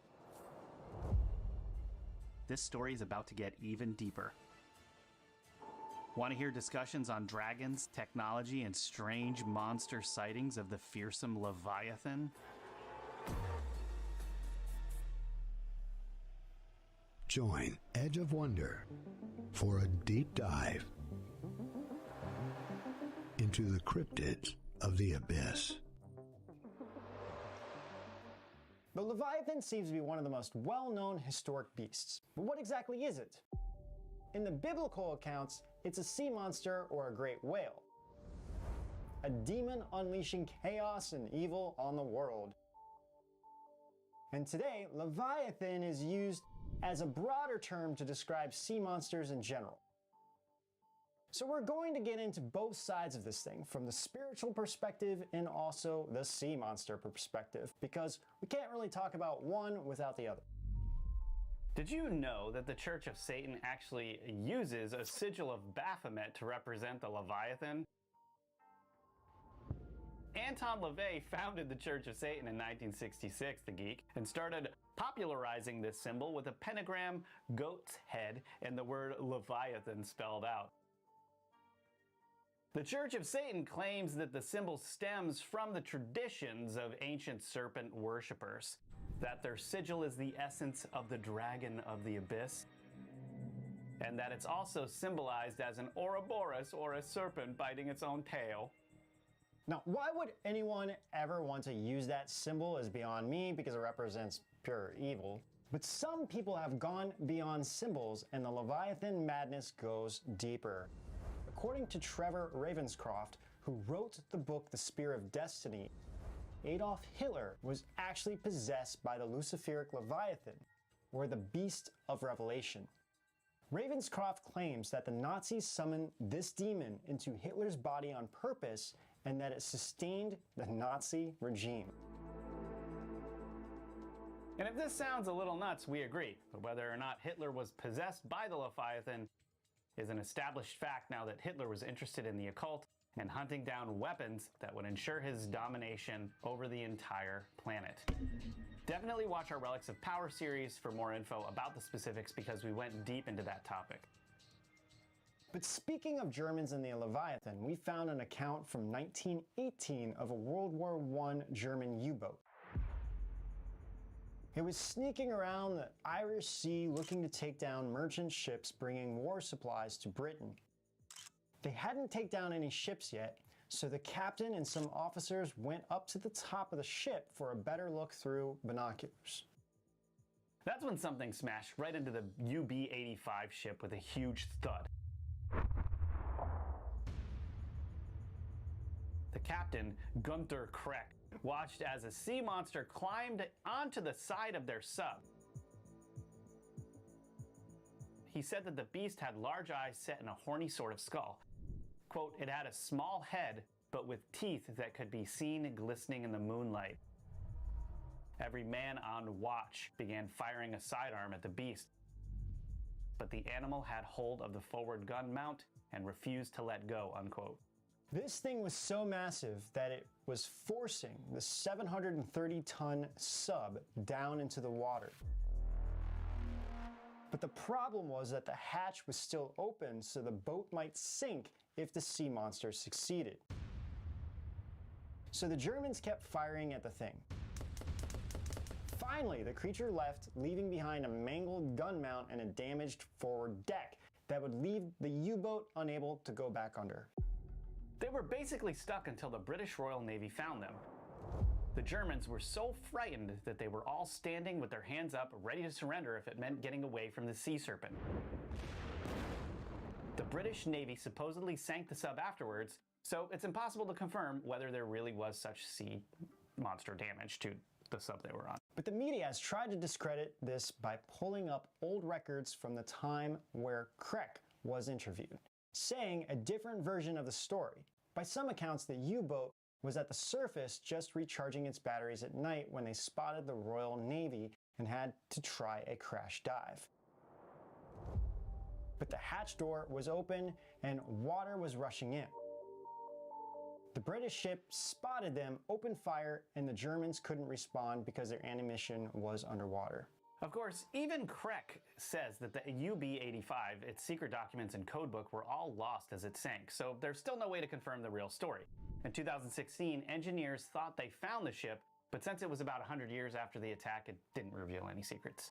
You know, it seems awfully convenient to me that 1, there's absolutely no evidence left over.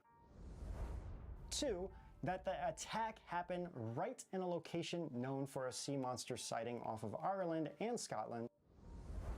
And 3, that Captain Krek died of unknown causes a year after the attack at 33 years old. What do you guys think? It's probably I think that Captain Krek was the German Captain Kirk. That's what I think. Or this thing is probably at the Vatican.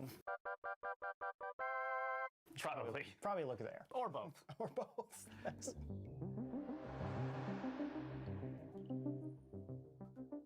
The Leviathan is supposed to be quite powerful and deadly, having to face off with God in the end times.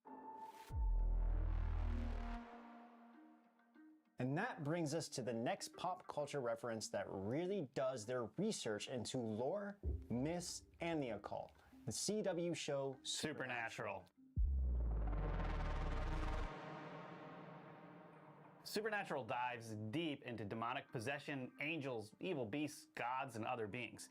Now, we're definitely not claiming that every episode is totally accurate, and that there isn't any incorrect information in there, but given how many references they make to stories that do have a basis in history, we thought it was really strange what the show says about the Leviathan. According to Supernatural, the Leviathan is a species, also called the Old Ones or the First Beast. Now, if you remember from our first episode on Cthulhu and the Kraken in the series, H.P. Lovecraft popularized the term Old Ones and referred to them the same way as ancient demonic beings. Remember, too, how we mentioned that quantum computing companies like D-Wave are now actively using advanced technology to bring into our dimension super smart entities who don't care about humanity at all? Yes, there are these massively intelligent entities out there, but they're not good, they're not evil. They just don't give a shit about you even in the slightest. These scientists are calling them the Old Ones, too. Is there any reason to think that the Leviathan may be one of these old ones or have something to do with technology? In fact, if we go back to Disney again, did you know that the destructive robotic sea beasts guarding Atlantis were actually called the Leviathan? Okay, this is an illustration of the Leviathan, the creature guarding the entrance to Atlantis. So, does the Leviathan refer to an extra-dimensional demon that can come through via technology? Or is it more of a flesh and blood being? What's super weird is that Supernatural says the Leviathan leaked into our world from where they had been trapped in purgatory. Every soul here is a monster. This is where they come to prey upon each other for all eternity. We're in purgatory? They wanted to take over North America and place themselves as a new dominant species on the planet, harvesting the human race as a food source. In fact, Supernatural storylines revolve around the Leviathan possessing a man who has controlling stock in the world's leading manufacturer of, get this, high fructose corn syrup. Why the recent fascination with big foods? Well, it's no secret we all love to eat. But now Sucro Corp will focus on eating well. Kind of scary if you really want to think about it. It is scary. Help me connect the dots. How will pumping sweeteners into our system make us healthier? One word: purity. The Leviathans lace hamburgers with a chemical that turns humans into overweight, complacent drones ready for the slaughter by altering their DNA. So basically, the Wall-E was the sequel of that episode of Supernatural. Time for lunch. In a cup. These Leviathan beings eventually infiltrated the public water supply when they couldn't be controlled.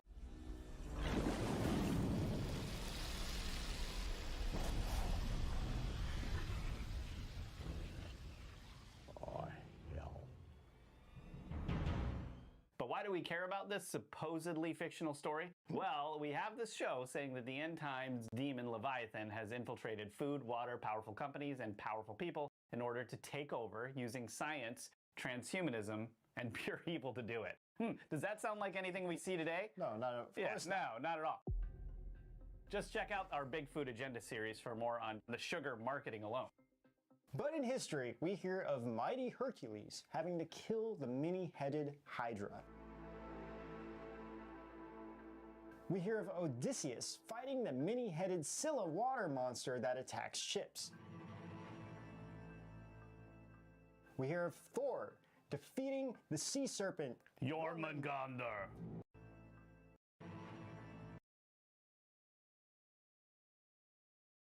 Fighting the many-headed Scylla water monster that attacks ships. We hear of Thor defeating the sea serpent Jormungandr. And we certainly hear of things like sea dragons a lot. So as we said over and over, what if these monster sightings are in fact real?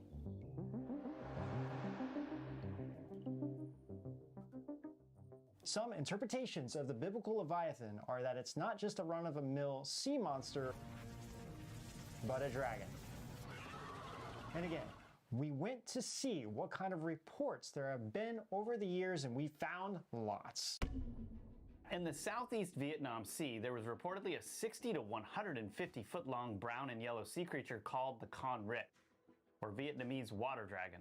It supposedly looked like a cross between a giant millipede and a Chinese dragon, with many fins to propel it quickly through the water fast enough to keep up with the ship. And then devour the fishermen. In the 1800s, there were lots of sightings from officers and crewmen of multiple ships. And in 1883, a carcass was supposedly discovered that showed a hexagonal body part segments.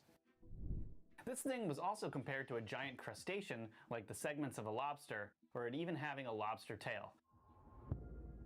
When one person tapped on the carcass, it sounded metallic.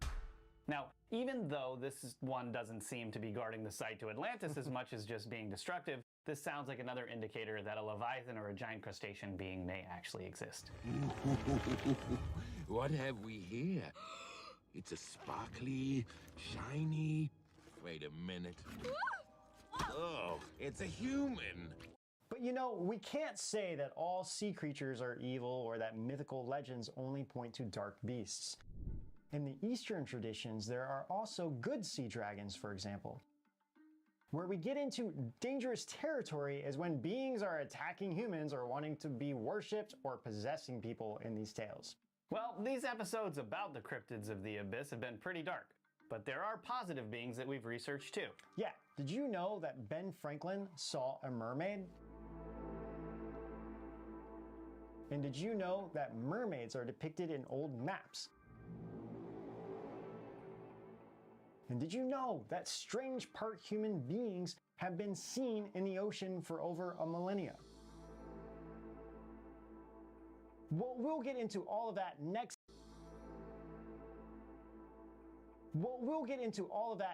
Time, getting into celebrity sightings, selkies, siren for over a millennia. Did you know saw a mermaid? Episodes about the cryptids of the abyss have been pretty dark, but there are positive beings that we've researched too. Yeah, did you know that Ben Franklin saw a mermaid? And did you know that mermaids are depicted in old maps? And did you know that strange part human beings have been seen in the ocean for over a millennia? Well, we'll get into all of that next time, getting into celebrity sightings, selkies, sirens, and yes, we'll touch on the occult again, and even personal stories of mermaids that we heard. Because come on, we always find something to expose while we do our research. So join us next time for another deep dive into the abyss. We love you all, and thank you so much for your support. Until next time, we'll see you out on the edge. Supernatural Leviathan. Okay. Sorry.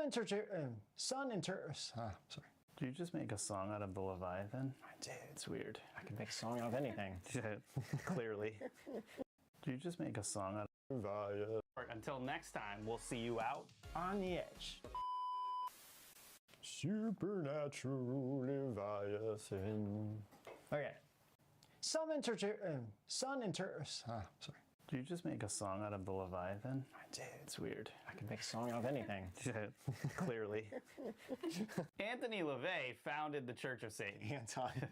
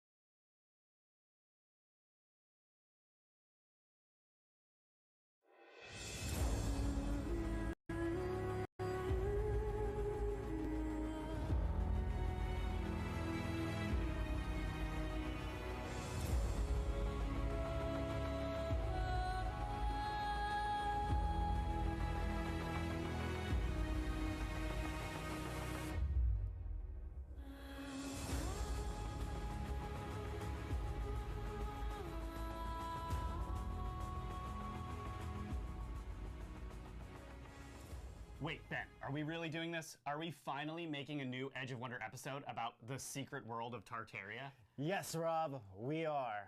I feel we need some awesome music right now. Something really cool.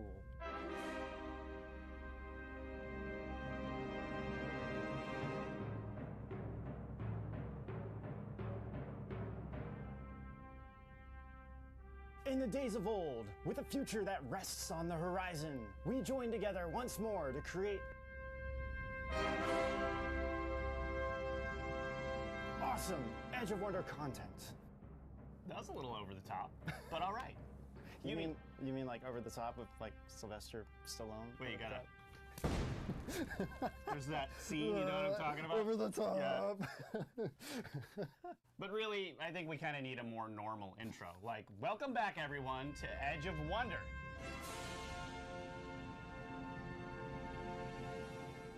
Well, in these next few episodes, we're going to get into the world of Tartaria and the massive cover-up of the existence of this nation, which is even mentioned in a declassified CIA document. Plus, there's the biggest cover-up of all, the fact that tartar sauce comes from, you guessed it, the land of Tartaria. Yes, we can thank Tartaria for giving us the name of tartar sauce. I mean, in the Northeast, we love that stuff. We Right. drink that with fish and chips. But forget about strange humanoid giants, weird animals, ancient artifacts, and even electricity. The most important is the sauce, right? Wait, did you just say strange humanoid giants? So you're gonna stay in a nice, safe place right here. As you can see, we've got some interesting things to share today.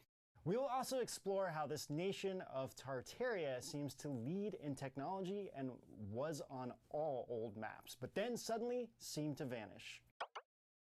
But the big question is, why do we even care about some old nation that no one talks about? And the answer to that question is because the truth about Tartaria could change everything we know about our world history forever. This place is full of mystery as well as strange and unusual creatures. But there are two different versions of what Tartaria is. So to start, let's explore what the historic version of Tartaria is.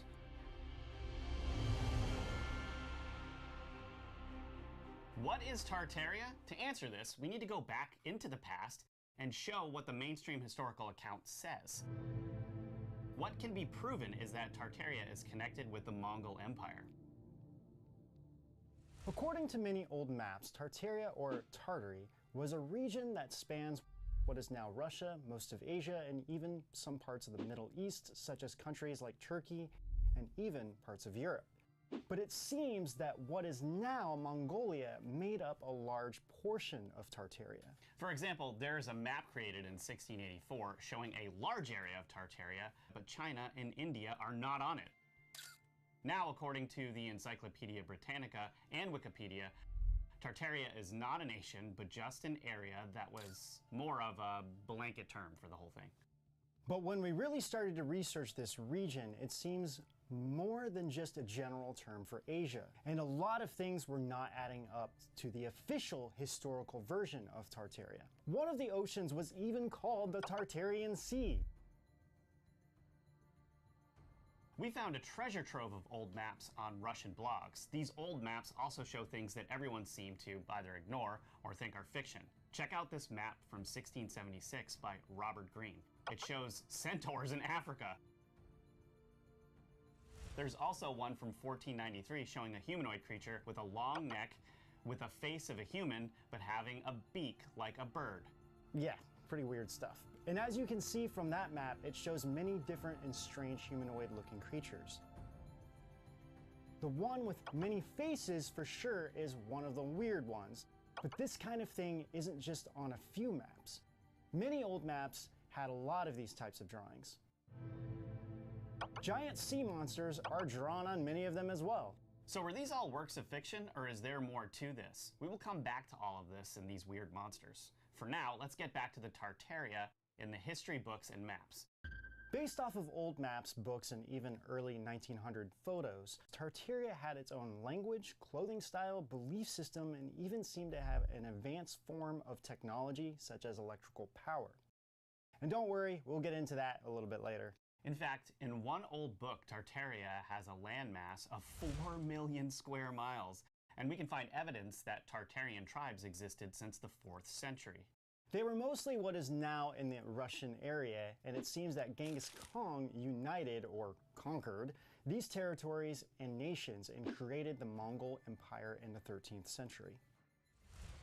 Tartaria is on all the old maps up until about 1850. Then we not only stopped seeing it on maps, but it actually pretty much seems to have been erased from history. Again, the excuse they use is that they refer to it as an area and not a nation, but according to the maps and old books, it was indeed a whole nation.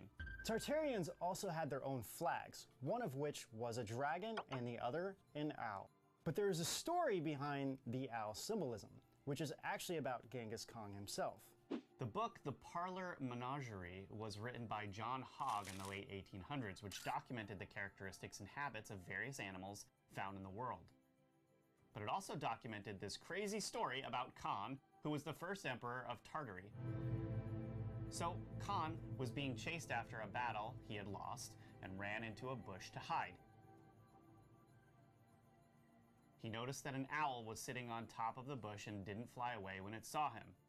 His pursuers came over and saw the owl but didn't search the bush, thinking that if Khan was there, the owl would have gotten spooked and flown away. So they continued on in their search for him. Genghis Khan was grateful for the bird preserving his life, and the Tartarians venerated the owl ever after, so this may be why the owl was used on their flag. However, Hogg also mentioned in his book that the owl could have multiple meanings behind it. Many cultures like the Romans regarded it as an evil omen and the harbinger of death. The Athenians regarded the owl with veneration and saw it as a sign of wisdom, which seemed to carry over to this day. So depending on which culture you reference, the owl symbol could mean different things. So when we looked into Tartaria, we found another book titled The Story of the Mongols, whom we call the Tartars. It went into great detail about the Tartars, or the Mongols.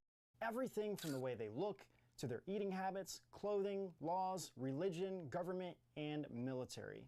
What's interesting is that it was written in the 13th century, during the time when the Tartarian Empire was kicking off.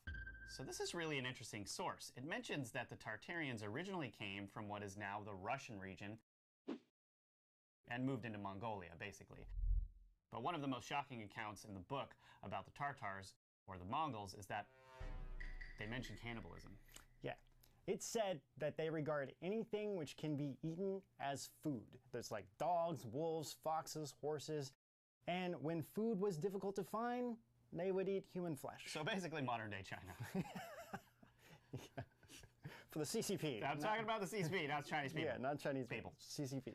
The book said, quote, "Thus, when they attacked a particular Chinese city, and their emperor himself conducted the siege, they found after they had besieged it a long while that the Tartars had used up all their supplies and did not have enough for all the men to eat, so they took one of every 10 men to eat," unquote. Yikes. Yeah. But the book also describes the Tartars' good customs as well. For example, they didn't have any murders, quarrels, or even robbers or thieves among themselves. As a nation, they lived a very peaceful life. However, they did murder and lie to outsiders. In fact, they were considered barbaric to anyone from the outside. They did have very strict laws, though. If someone was caught stealing, they would be killed without mercy. If a virgin woman was caught sleeping with a man, they would both be killed on the spot. Also, no one was spared because of rank. If some high-ranking person did something wrong, they would be punished severely by a switch, which is kind of a type of whip that looks a lot more painful. Yeah.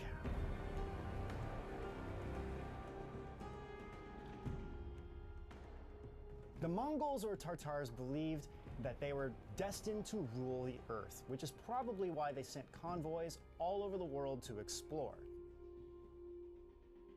But this isn't a fact you would find in the history books today, really. This book also goes into detail about other nations they conquered, which pretty much included all of what is now Asia, the Middle East, parts of Europe, Africa. Now here's where this pretty much ends the historical account of Tartaria. And for all practical purposes, not many would really question it further. Except there's a declassified CIA document that paints an entirely different picture of a massive cover-up of Tartaria.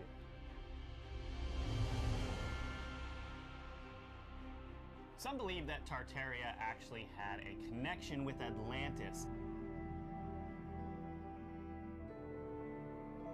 and that fantastic creatures Marco Polo described seeing were from Tartaria, which was all destroyed in that so-called mud flood.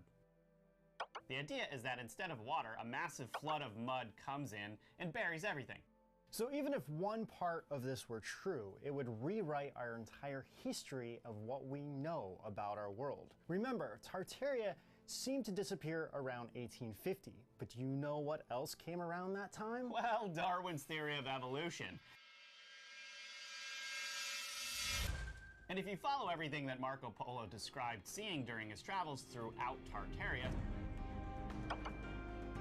such as red-haired giants, strange beasts, and upright walking lizards, then it would challenge every aspect of Darwin's theory and what we know about science today. There's a massive, deep reason behind this, which we'll get into. But in this declassified CIA document, it mentioned how the Bolsheviks' revolution was spreading communism and was making great promises to minority ethnic groups like Muslims. And they claimed it was to respect their customs. However, as things progressed, the Red Army began to take over everything, and by the time the Muslim leaders realized what was happening, it was already too late. Communism completely took over, and Islam was officially pushed out once Stalin took over. The CIA document mentioned the Tartars as well, who had their own culture and religious beliefs, which became a threat to the communist ideology. It said that once the communists gained power, their true nature was revealed, as everything became empty promises, as with everything else with communism.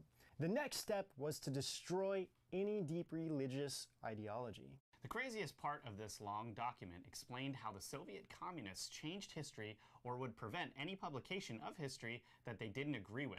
But one paragraph of this 13-page document stood out among the rest. It reads, quote, "Or let us take the matter of history, which, along with religion, language, and literature, constitute the core of people's cultural heritage. Here again, the communists have interfered in a shameless manner.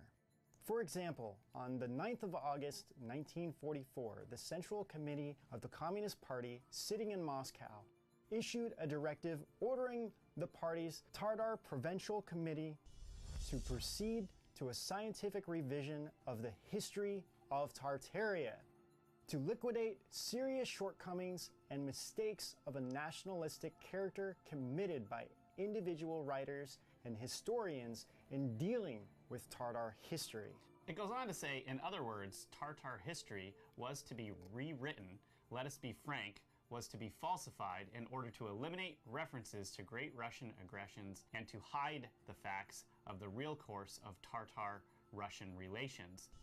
And this was no isolated case. In every Muslim area within the USSR, historians on orders of the Communist Party have rewritten history to distort the facts so that the Russians appear always in a good light.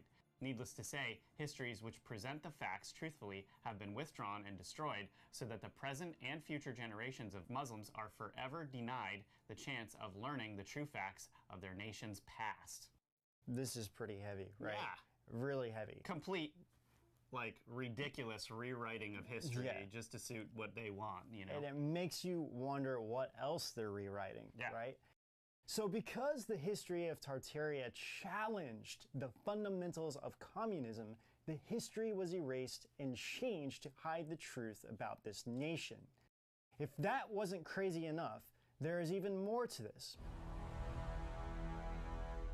As we mentioned in our dragons episode, the name dinosaur was created to replace the word dragon around 1850, which is about the same time we stopped seeing Tartaria on maps. But why? Well, if dragons were real, people would believe in the Bible or other possibilities about our history even more, pushing out Darwin even more.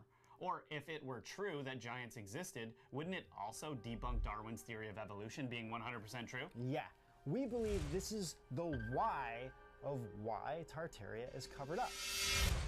So in essence, it preserves the communist ideology and pushes that Darwin's theory does not have anything missing. And it erases the past along with not allowing anything in religion to be correct. After all, if you control history, you control the present. And if you control the present, you control the future. That sounds a lot like the history of transhumanism with controlling the future and bringing us to a Terminator, Matrix, Blade Runner reality. Check out our series on transhumanism for more on that.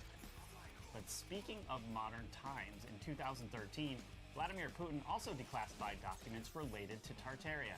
They are only in Russian, but they talk about the existence of Tartaria. So he basically started to undo the communist cover-up. But there was even a bigger thing that might have been covered up. The bigger aspect to this is that Tartaria is possibly much older than we think. In fact, the original Tartarian language could be an ancient Hungarian language called Magyar. Archaeologists found tablets dating over 5,000 years ago, which according to a Hungarian scholar, Dr. Vamos Topbedo, seems to be written in Magyar. Name straight out of like the Fantastic Four comic book. So anyway, some believe that the Magyar people can trace their origins back to ancient Nubia in Africa, and some say that the Magyar language can be traced back to many cultures on Earth, though it seems to be an ancient Hungarian language. But again, why do we care? Well, if this ancient history of Tartaria is true, then it could mean that many of the ancient structures of our world today could be traced back to Tartaria. And if that is true, then we might have found the real lost civilization of Atlantis. We know that the Great Pyramid of Egypt is way older than what the official record is. So why couldn't other advanced civilizations have existed in the far past? But before we dive into Atlantis here, let's look at something completely different, the Great Wall of China.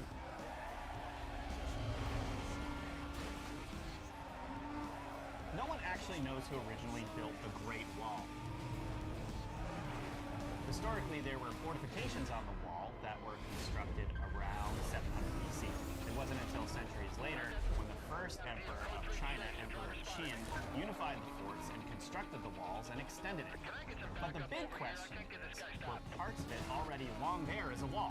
You can tell by looking at the wall that certain parts look newer than others. Now, we don't know for sure, but one of the theories out there is that the Great Wall was originally built by these ancient Tartarians who were from that area. And later, the great emperors added onto it. Back then in China, bricks weren't as common as wood, so how did they get so many bricks? Okay, another theory, which is explained in an old book, is that the Great Wall was separating China from the land of Tartary. In either case, we know the wall was to keep people out. Some people actually believe it was giants or other creatures that the Chinese were trying to keep out. That's actually what happened in that movie, The Great Wall, with Matt Damon, which you haven't seen because it was the worst movie ever made. And it was basically touting the Chinese Communist Party in so many ways, and it was a disaster. I didn't even see it. Will you jump or not? In either case, nobody knows for sure when the Great Wall was built or why. But it is highly possible that the wall is much older than we are told, just like the pyramids, and that the modern Chinese found it and added onto it for their own use. Another aspect that seems to be covered up is the Ming Dynasty Chinese world map, which was made in the early 1400s. It showed North and South America and even Antarctica. And it has an Earth being a globe and not a flat disk. So, did Genghis Khan's ancestors and the Tartarians really discover America? Was Tartaria a global civilization? Not only that, but ancient Chinese writing has been found on rocks in various places in America. In fact, I visited one of these sites myself with the researcher Travis Walton and his friend Richard Gonsalves, who is a petroglyph expert. He found over 150 Chinese symbols in Arizona that are at least 800 years old. So all of this provides strong evidence that the Chinese were in America long before Christopher Columbus. But we know you all want us to talk about Atlantis, so let's get into this a bit. Everything we have said pretty much owns the mainstream historical account of Tartaria. But is it possible that Tartaria is much older than we think? In 1961, 3 artifacts were recovered that go against the mainstream historical account of our early civilization. The artifacts were found in a Neolithic or Stone Age site in a very small town called Tartaria in Romania, if you can believe that. Yeah, holy tar nations. What a tar nation? Wait a minute. Where did this come from? I'm alive today because I touched my heart. A man must learn to trust. Well, it seems the land of Tartaria is more in our culture than we realize. But getting back to these stone tablets, they are found to be from 5,500 BC and are so far the oldest written language on the planet.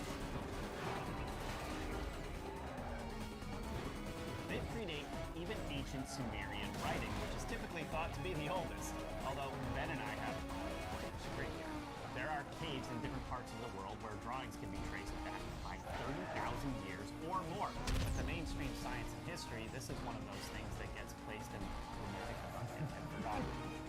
It is taught in mainstream archaeology that the Sumerians first used writing in about 3500 BC. But these stone tablets are now being acknowledged to have indeed come from ancient Tartaria, which is way older than the Mongolian Tatars around 1200. So if Tartaria is older than the Tartary civilization we see on maps, what if their culture is remnants of not just ancient Tartaria, but of Atlantis? We know that many ancient ruins were constructed in similar fashion to each other all over the world, including a giant pyramid under the ocean off the coast of Japan. So if this is all true, then that would mean that whether it was the Tartarians or Atlanteans, they had the means to travel around the world. In more recent times, we might be looking at more of a Tartaria 2.0, meaning the first one seemed to be before this human civilization or possibly before the Great Flood. There's another theory that much of our recent history has been covered up, and that the Tartarians built structures all over the world that are in a similar style. But then, a great flood of mud happened called a mud flood. Great name. Very creative. And buried everything in the earth. The theory is that some of the structures remained half in the mud and half above ground. The later generations built on top of these structures to create new buildings. People who believe this theory think this mud flood happened a couple hundred years ago because some old, beautiful buildings are partially built into the ground, which looks like maybe the bottom floor used to be higher. It's hard to know know for sure the truth about this aspect, to be honest. Yeah. If you look at the old photos. It is, but the interesting thing is we do know for sure that we can find beautiful old architecture all around the world that's similar to each other. Of course, we know of ancient Greece, but you can find similar structures throughout Europe, Japan, Australia, and even in the US. When talking about architecture, most people have heard of many types, such as classical, neoclassical, Victorian, Art Deco, modern. But did you know that there's a type called brutalist? Yes, brutalist architecture was favored by post-communist societies. It was intentionally used as a weapon against society to, quote, foster alienation and atomization, or break people apart. It was also a way to express hatred against humanity and traditional and upright architecture. Brutalist. Brutalist. That's brutalist. It literally is called brutalist. Should have called it satanist. When you look at classical architecture, it's very similar to paintings from the Renaissance era. The purpose was to elevate people's souls and bring in the divine to people's lives. The traditional art also inspires us to have a deeper understanding of ourselves, faith in God, and overall, even raises the morality of society. But the complete opposite is true of brutalism. It actually is designed to keep us in a mundane and boring state. The cost of constructing buildings in a brutalist style of architecture is relatively cheap because there's no ornament or anything important, which is basically the argument for them. But this comes at a terrible price. Just look at the places like Detroit, parts of Canada, and every rundown city. Cement. Actually, Canada is actually the worst area. It's terrible. It is. Yeah. Like the only building in Canada that has some ornament is like their Capitol building. And then everything else is just they destroyed all these ancient buildings. So Columbus, Ohio, where I'm from, was one of the fastest growing cities in the nation. But they were building it so fast that malls that used to be the best malls in the city have completely fallen apart. Nobody wants to shop at these places, and instead it's going to the newer, more lavish malls. Some can say this is a sign of our times in an ever-changing world. And I think that this concept of ancient beautiful structures from the past being hidden could be true to a certain extent, except that some of these buildings are withering away. If all of this ancient history is real, then the communist agenda is really to destroy our faith in the divine by dumbing down our world and using different names for things to hide our real history. And we are just getting started on this Tartarian tale. We haven't even dived into the weird creatures that were described living in Tartaria or the connections between Tartaria and J.R.R. Tolkien's Middle Earth. Yeah, just think what would happen if humanity realized that certain creatures were real. It would toss out total faith in Darwin and communism overnight.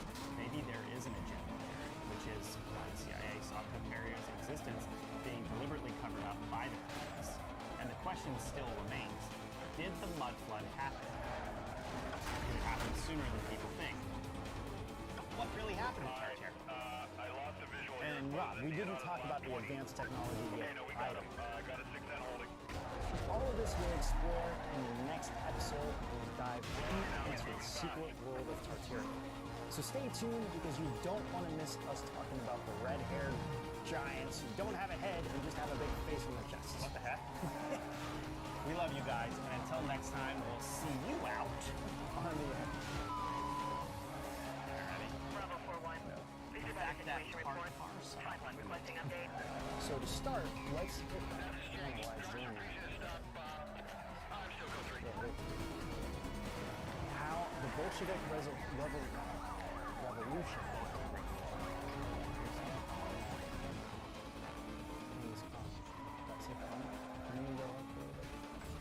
Don't worry, we'll just get to it later. Watch yourself, break wide until this clears up. He's starting to outrun me, trying to keep the visual on. I've lost visual, stand by. Oh yes, I just closed the gap, I'm right behind him. Just went by me!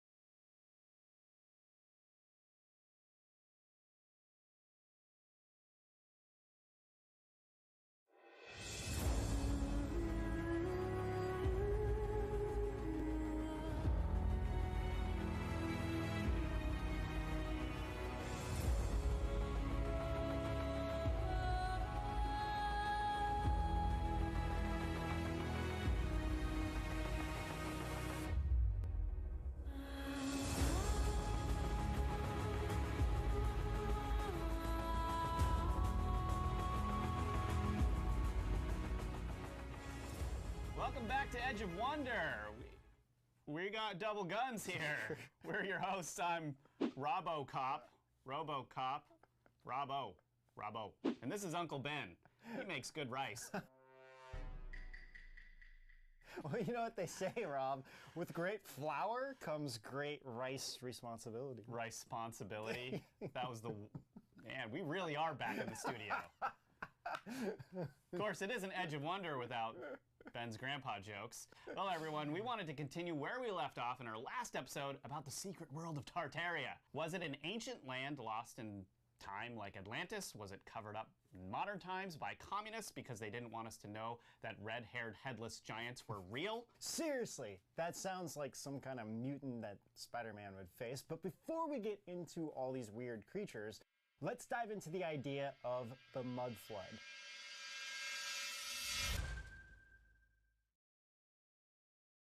We've been hearing about it, but let's go a little deeper.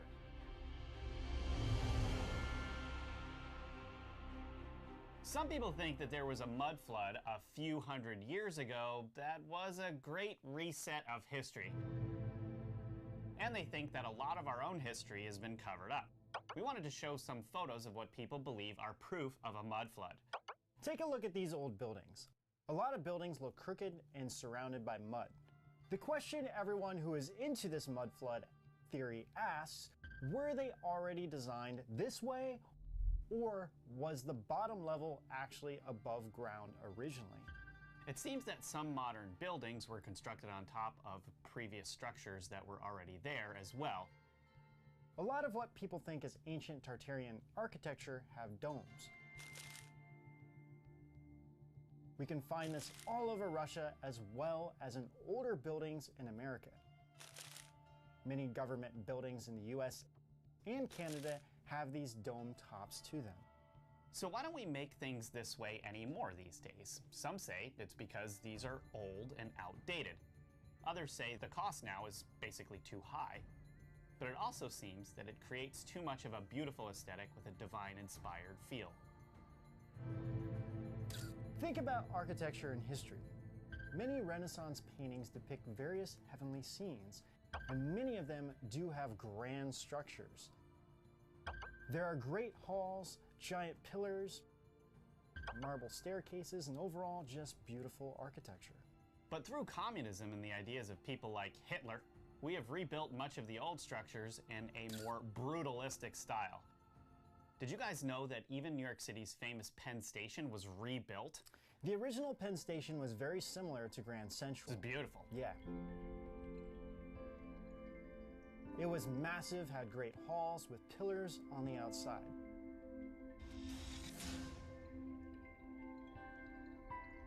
But now it's just pretty much a brick square with a horrible layout and a horrible smell if you happen to walk through it. It's the essence of brutalism. Yeah, that smell is brutalism. Of course, the excuse was that they wanted to build Madison Square Garden, so they had to tear down the old one. But after the old Penn Station was demolished, so many New Yorkers were upset.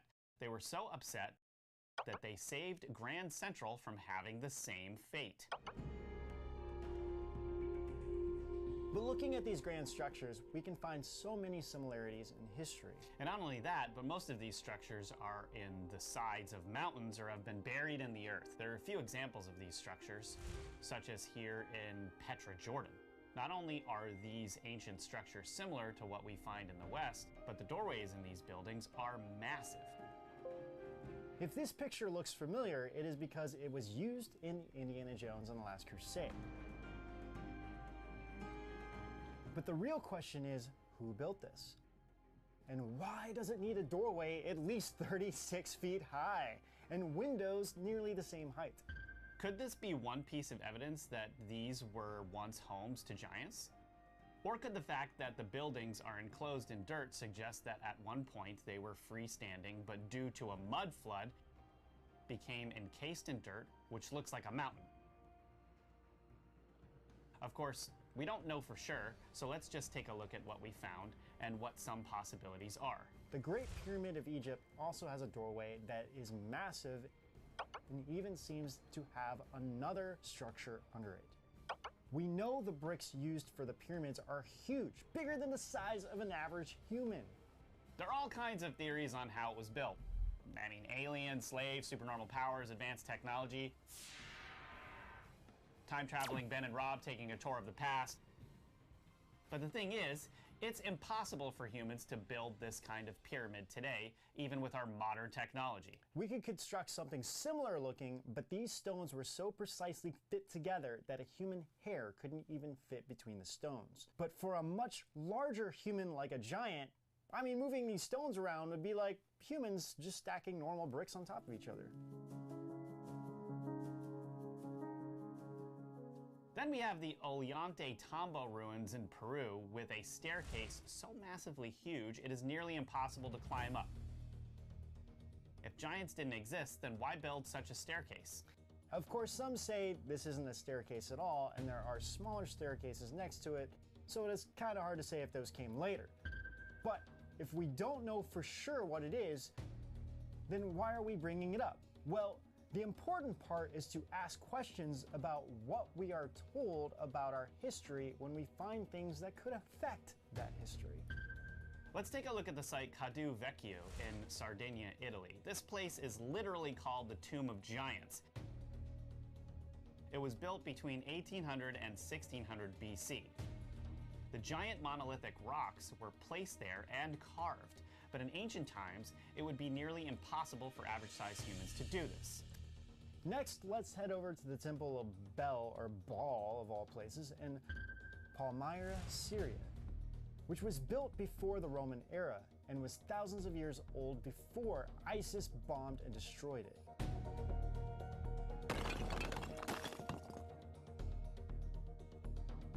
These structures are all over the world, yet they are very similar in style. So what does that mean? Did they come from the same people? We just think of these structures as all being isolated from different ancient cultures who are all doing their own thing. But some believe that what we're seeing basically are the remnants of Atlantis, a global civilization. So what if places like the colossal Roman Colosseum weren't built by Romans but by an earlier culture, an ancient one? What if the Romans just fixed it up or found it and made it their own? Are you not entertained? Like the Chinese might have done with the Great Wall, and also the Egyptians with the pyramids. Yeah.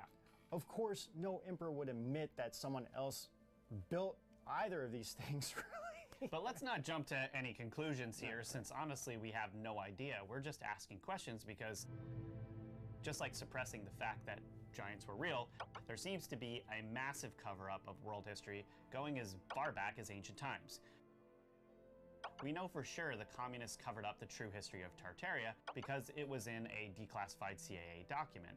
Maybe this happened more than once. Yeah, and also it does just no longer exist on maps either, so something weird is going on, right? Totally. Yeah, and it could be that cultures like the Romans found these older structures and then made similar structures of their own.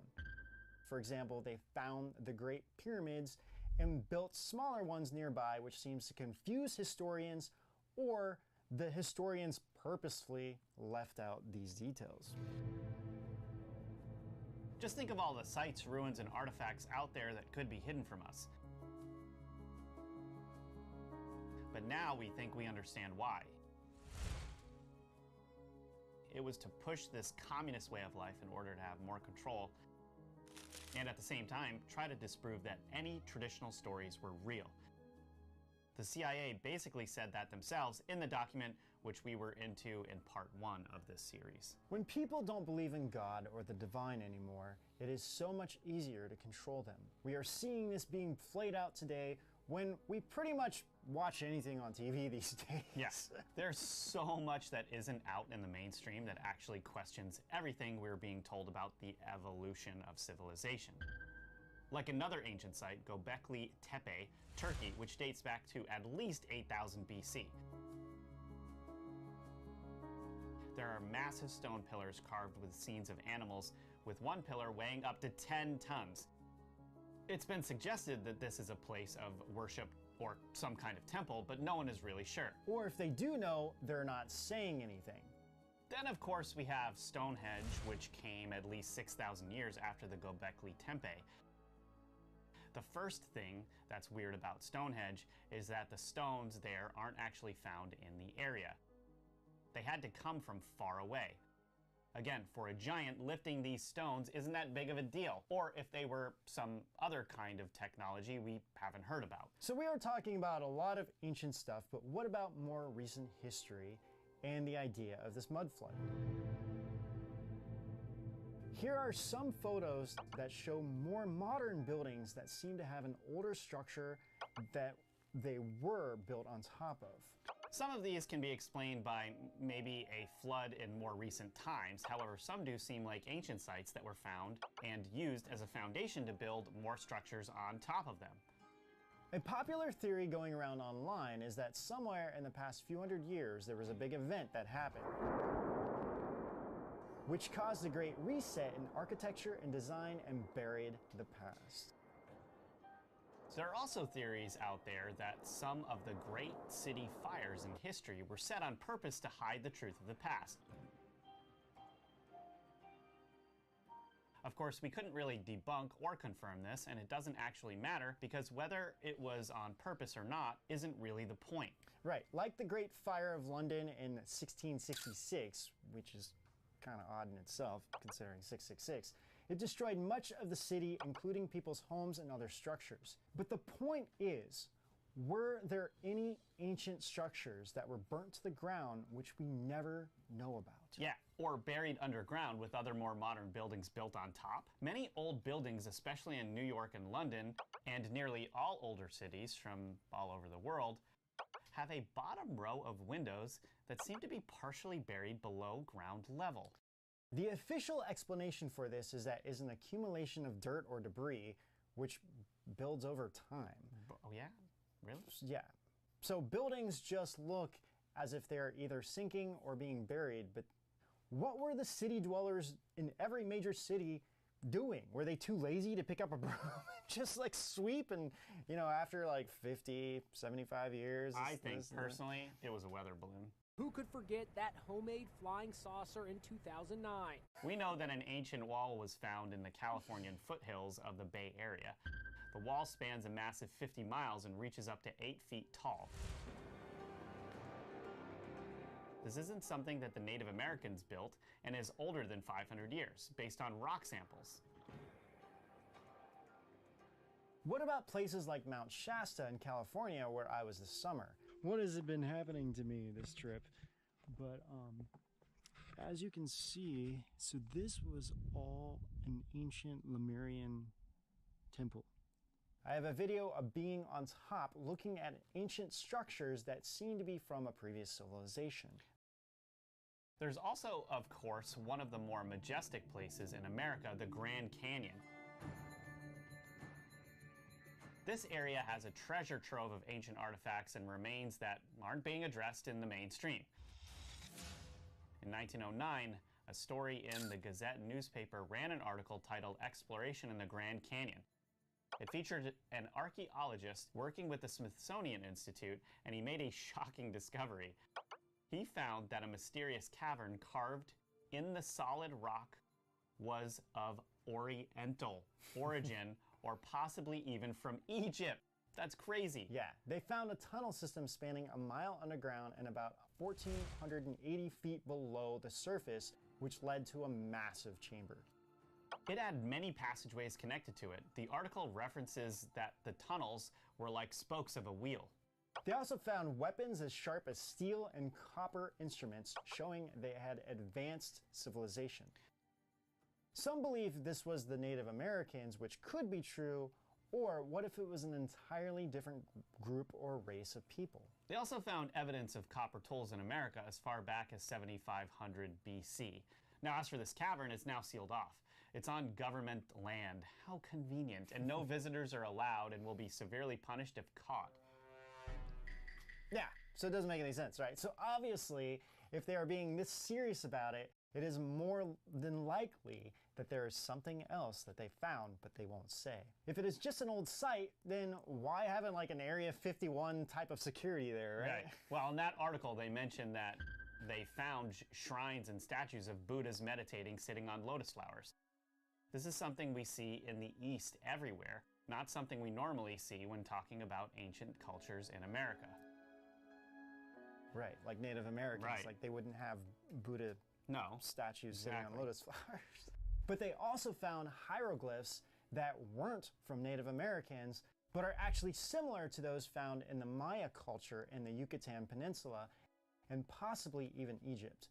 There is a legend from the Hopi Indians that their great ancestors once lived deep within the mountain or the underworld. And when the people finally became one of heart, the chief caused a tree to grow, which allowed the people to climb out.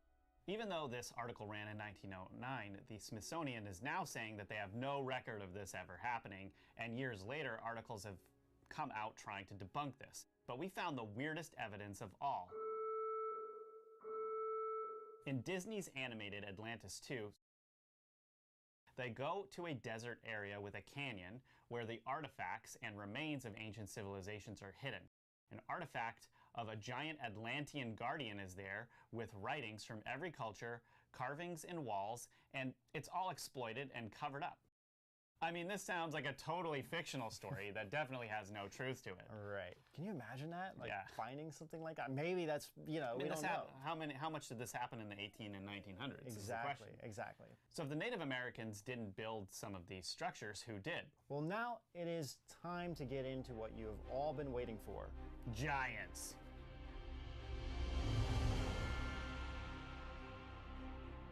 Of all the ancient artifacts, sites, remains, and strange things found in time, evidence of giants seems to be one of the biggest cover-ups there is. The reason, of course, is because it would question Darwin's theory of evolution in one blow, and probably make a lot of truth to a lot of things said in ancient texts. Yes, that's for sure. But we're just crazy conspiracy theorists, right? Well, did you know that Abraham Lincoln mentioned giants in a speech? He said, quote, "The eyes of that species of extinct giants, whose bones fill the mounds of America, have gazed on Niagara as ours do now. Co-temporary with the whole race of men, and older than the first man Niagara, as strong and fresh today as 10,000 years ago." What is fascinating is that the New York Times ran an article in December of 1904 titled "Giant Race in Greenland." It mentions that a Captain Christian Jensen went to Greenland and saw copper-colored giants that were 7 to 9 feet tall, but resembled American Indians. Jensen was quoted in the paper as saying that, quote, "These strange people represented to the Eskimos a traditional, almost legendary tribe of giants, stories of which had been handed down to them until they regarded the race as mythical." Captain Jensen said they could not speak the language of the Eskimos and could only make signs that they had been driven from their homes due to storms and the cold weather. But was this the only evidence we found on giants? No way. There's so much more. So on August 5th, 1947, the Associated Press, of all media, ran an article titled "Trace of Giants Found in Desert." They mentioned that an Ohio doctor discovered the relics of an ancient civilization of skeletal remains at least 9 feet tall. He also found preserved mummies and a cavern that spanned around 180 square miles. What's most shocking about this discovery is that he placed this civilization about 80,000 years old. Yeah, 80,000 years old. They even described the clothing, which was still preserved, a medium-length jacket, trousers, and the material being dyed gray. But the animal it came from doesn't exist today, according to the doctor who talked about it. There was also another cavern found that had markings on it, which he compared to those used by the Masons. They also found remains of elephants, tigers, and other animals not known. But get this, and I quote, "The explorers believe that what they found was the burial place of the tribe's hierarchy. Hieroglyphics," he added, "bear a resemblance to what is known of those from the lost continent of Atlantis," unquote. This is from an Associated Press article. Can you believe Right that? there. Yeah, from before the 50s. So it's amazing that before the 50s, it was very common to have articles that talked about discoveries like giants and all kinds of other things in the mainstream news. I mean, can you imagine a mainstream media news organization today running something like this? The main reason is people rejected the idea of Darwin's theory being 100% true up until recent times because it contradicted the Bible. People were way more religious or spiritual in the past, including people working in the media, so things were more pure and people were more simple in a good way. Another AP article we found claimed that bones of giants were found in Florida. Check out this photo they printed. The giants were found in a submerged burial chamber, which was untouched for about 2,500 years. There's also a full-scale giant on display in a museum in Ecuador. It was found by a priest who worked with hospitals, and he asked them to examine the bones. They determined the bones were human. Look at how big it is next to that woman. They had another person look at the bones to make sure. The Austrian artifact researcher Klaus Donna took a look at the bones and came to the same conclusion: human. The bones, when aligned, were over 25 feet tall. That's huge. Yeah, and both sources concluded that they were at least 10,000 years old. At least. According to the researcher Jim Vieira, who's an expert on this subject, the Smithsonian had an entire department dedicated to the study of giants and were studying all of the sacred mountains in America, like the Serpent Mound in Ohio. Jim wrote that over 2,000 sites were investigated by the Smithsonian. Then all of a sudden, the Smithsonian just closed the books and they denied these claims of giants being found. Snopes calls it satire, of course, but some have wondered if the Smithsonian or someone in control went back to destroy some of the areas they found.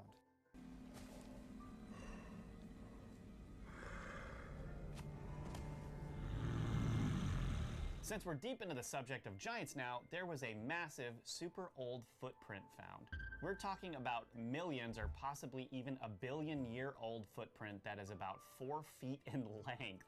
It was made in granite, which is the hardest rock on Earth, so it seems someone stepped on it while it was still molten. Yeah, which had to be a long time ago. And that's not even the crazy part. The crazy part is that it was found over 100 years ago by a hunter in South Africa and was nicknamed the footprint of God. Based on the 4 footprint, the giant would have been about 24 to 27 feet tall.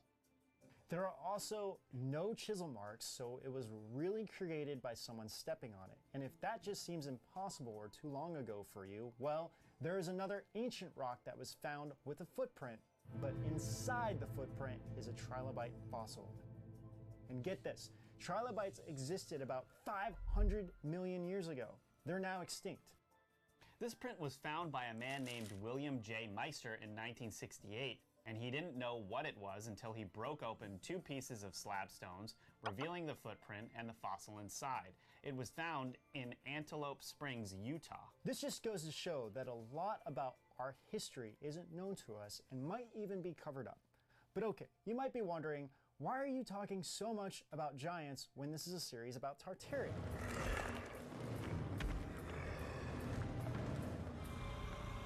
Well, let's get into it. We know the biblical story of David and Goliath, the giant. The Bible describes Goliath as 6 cubits. In today's measurements, that is almost 10 feet tall, even bigger than the tallest person on Earth, Sultan Khosin, who is slightly over 8 feet tall. And the tallest human on record was Robert Pershing Wadlow, who lived in the early 1900s.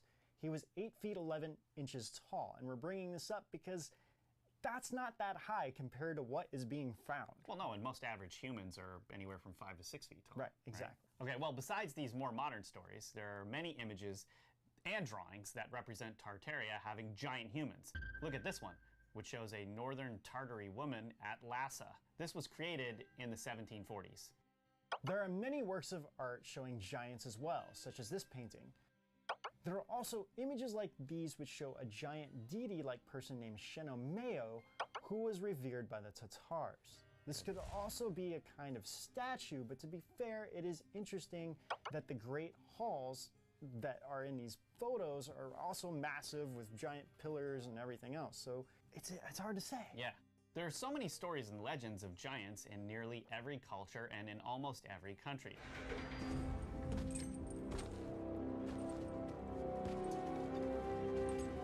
One of the the most fascinating accounts of not just giants but strange creatures is actually from Marco Polo.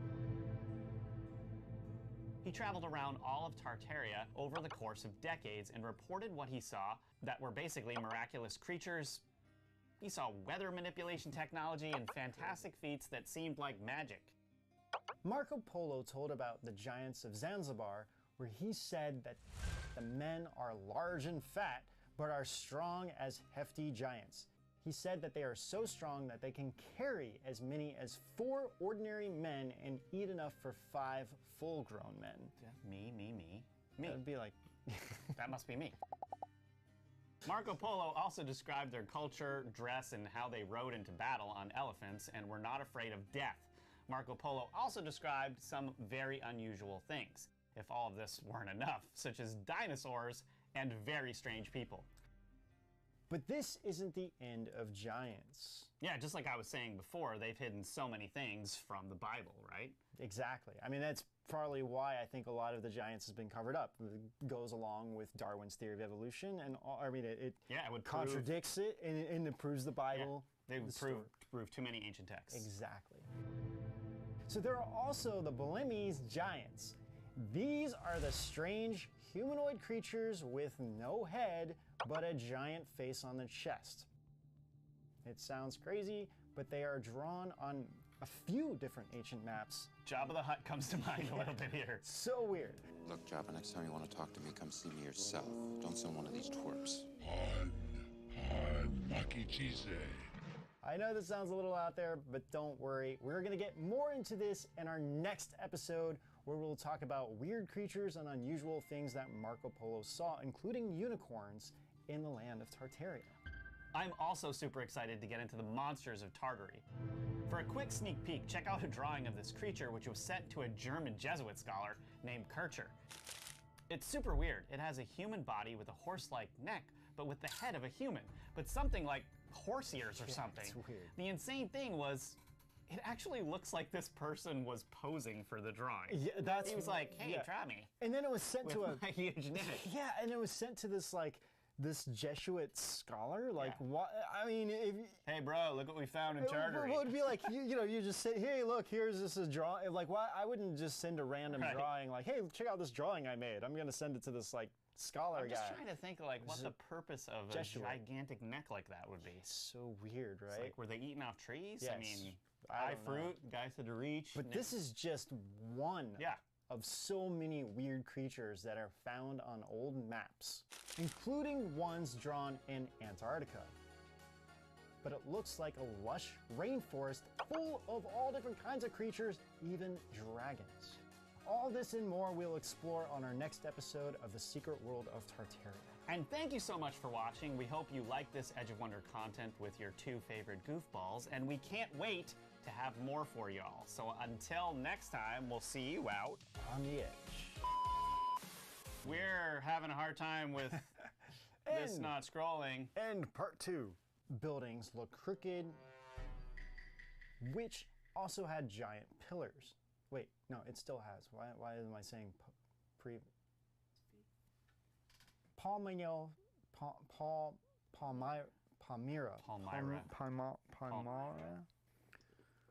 Okay.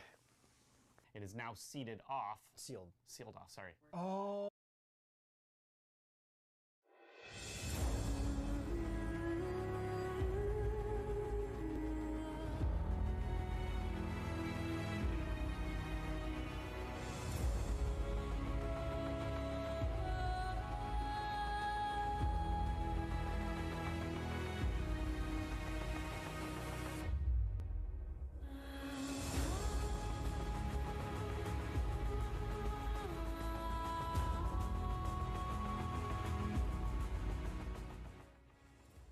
Welcome back to Edge of Wonder for our 3rd episode in this Secret World of Tartaria series. I am Ben, and with me is the Robinator.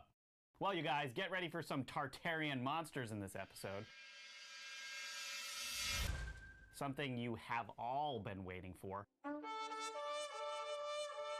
But before we get into all of that, did you guys know that Tartaria had a vegetable called the Lamb of Tartary? There's even a legend that once said that lambs grew from a tree just like a fruit would, and that when the melon or gourd-like seed was ripe, the little lamb would be born, connected to a plant by an umbilical cord even. It supposedly had bones, blood, and was a favorite food of wolves, and the sheep would graze around the plant till all the foliage was gone. Then the sheep and the rest of the plant would both die. However, some think that people only thought it was a real lamb because of how much this plant looked like a sheep. Here is supposedly a preserved lamb of Tartaria plant that was found. It does look like a sheep, but the odd thing is that it did seem to be covered in a type of wool, which is probably why it even got more confusing. No one really knows much about this plant since it doesn't exist anymore. Maybe people just thought it was the remains of a sheep, which is how the legend came about. Or maybe it was actually real. This is just the beginning of the strange and unusual creatures found in the land of Tartaria.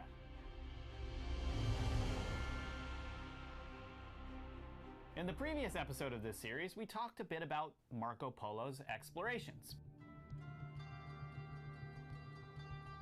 But we really wanted to get into the many mysterious creatures he saw that just don't add up to the mainstream understanding of his descriptions. But first, we are going to explain a little bit about Marco Polo's life. Marco Polo was 17 in 1271 when he left Venice to go to Asia with his dad and uncle. They journeyed through inhospitable lands and arid deserts infested with gangs of robbers. It was 3 to 4 years of hardship, and he contracted an illness and had to hide in the mountains of Afghanistan. He said there was, quote, nothing at all to eat in the Gobi Desert. Polo said it was a well-known fact that evil spirits haunted the desert, torturing travelers with illusion, calling their names to turn them away from their path and make them lose their way. He actually told of bandits able to make the whole day dark as they attacked his caravan and almost took him out. Kind of sounds like sirens that they talked about in navigation back in the day. Yeah. So they made it to the Mongol Empire and met the Emperor Kublai Khan. It was here that Polo may have seen actual magic. Polo said that Kublai Khan's court was full of astrologers who could control the weather from the palace rooftops, and magicians who made flagons of wine levitate at feasts. This just sounds like a normal Edge of Wonder meeting. Sure does. Honestly. Marco Polo did amass wealth, but he wasn't allowed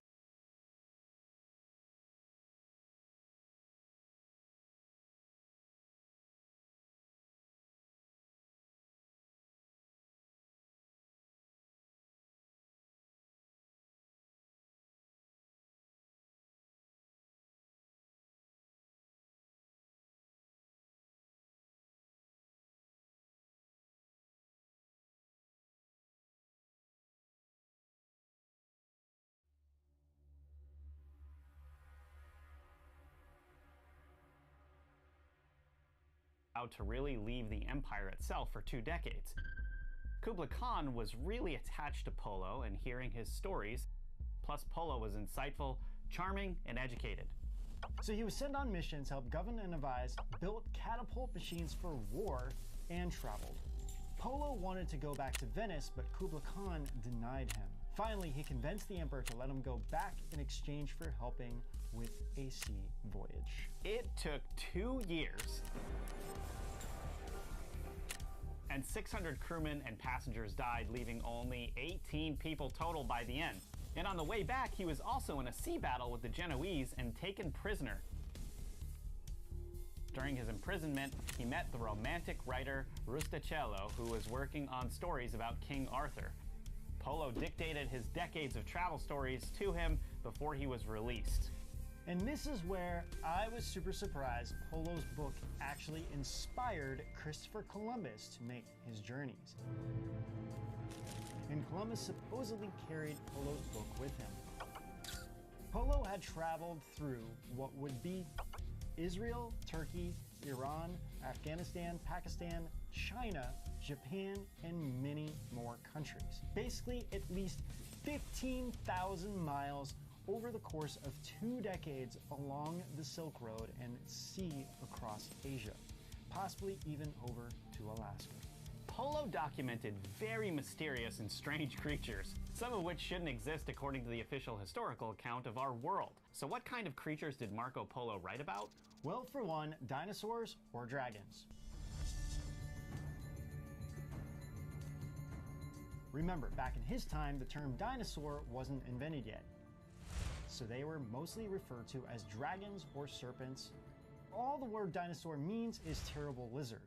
And Polo described a specific encounter with one. He said they were 10 paces in length, which is about 25 feet long and 8 feet wide. He said near the head they had 2 short legs and only 3 claws. Pretty much the only animals on our planet that have 3 claws or fingers are birds. So that's interesting. Next he said the eyes were the size of a loaf of bread and very glaring. He said that its jaws were wide enough to swallow a man and that their whole appearance is formidable, that neither man nor any other animal can approach them without terror. Polo said they lurk at night and will eat any beast they can get a hold of, such as a tiger, wolf, or anything else they can find. When they move, they make a deep impression on the earth, given their size and weight.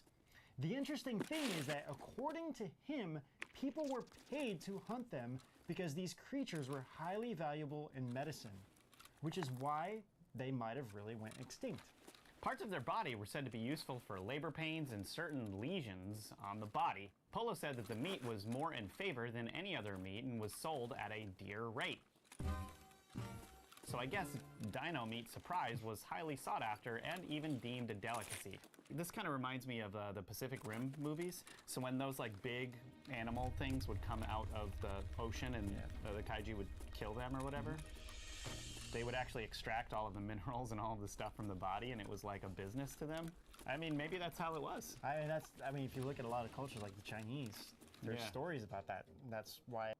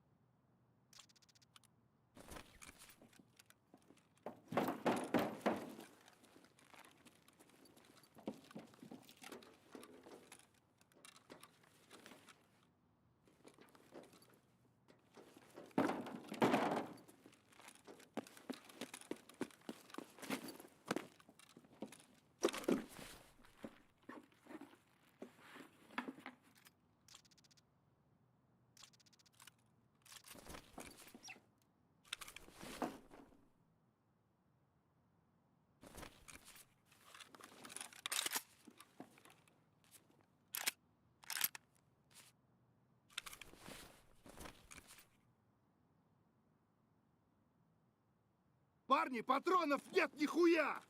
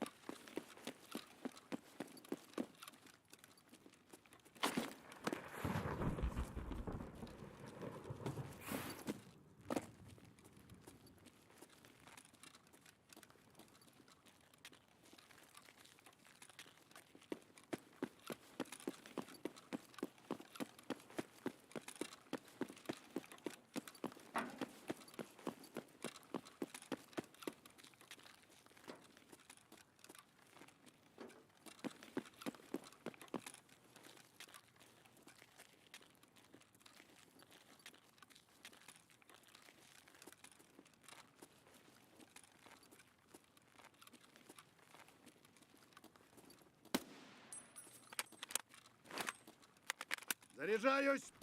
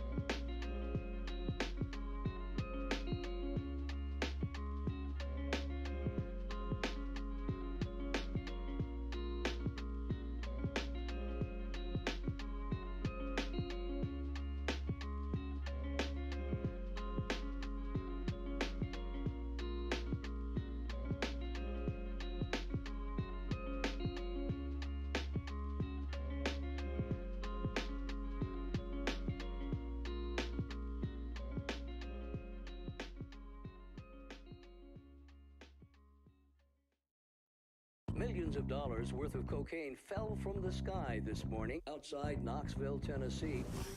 Inspired by true events. Check it out. It's drugs, I think. Something got into it. The bear. It did cocaine. A bear did cocaine. And don't let it come down. Cocaine Bear's back. We should go. Oh, God. What's wrong with that bear? Cocaine Bear. Rated R. In theaters now. At Carvana, we're in the business of driving you happy. And with the widest selection of used cars under $20,000, you're bound to find a car that'll put a smile on your face. Carvana gives you control by letting you customize your down and monthly payments. You can browse tens of thousands of cars online to find one within your budget, and you won't get surprised with any bogus fees. Visit Carvana.com or download the app to shop for a vehicle. Carvana will drive you happy. Availability may vary by market. Oh, hello there. Left Twix here. Go on, take a bite of me. Or me, right, Twix? I know you want to. But just look at me. So chewy, so crunchy, so... Wait a second. I'm also chewy, crunchy, and oh so delicious. Need a snack break or an afternoon pick-me-up?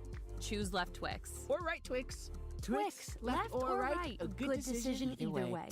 The only cookie in the candy aisle. Tap the banner to buy now.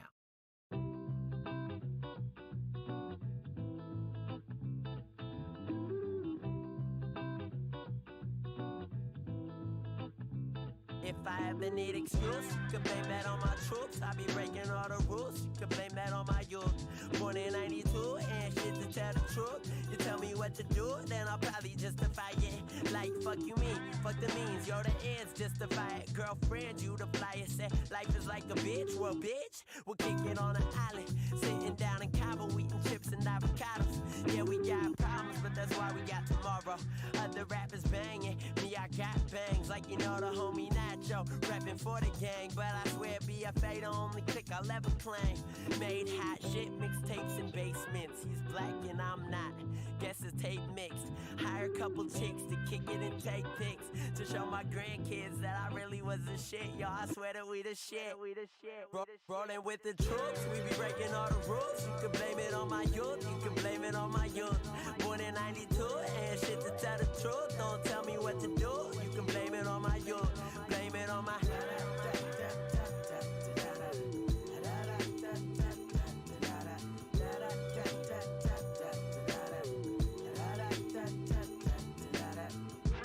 Mr. Come Monday, I'm a new guy.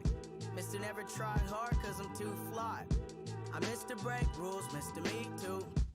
Mr. I'ma blame it on my youth. I ain't waiting no more like I used to. Psych. Procrastination king and some true blues. I tried, but they all think I'm fly, man. I just can't choose. Well, you can blame that on my shoes. Like it's gotta be the shoes. It's gotta be the shoes. My J's super tight, so now we're super cool. It's super cool. You think my band's hot? Wife her up with a ring pop. Ain't scared of what will happen. Talk is cheap, girl. I'm rapping like shit. This the best day of my life. I'ma do this shit once, so I'ma do this shit right all night, yo. BFA got the juice, drinking Moscow mules. Just blame it on my youth. Rolling with the troops, we be breaking all the rules. You can blame it on my youth, you can blame it on my youth. Born in 92, and shit to tell the truth. Don't tell me what to do, you can blame it on my youth. Blame it on my...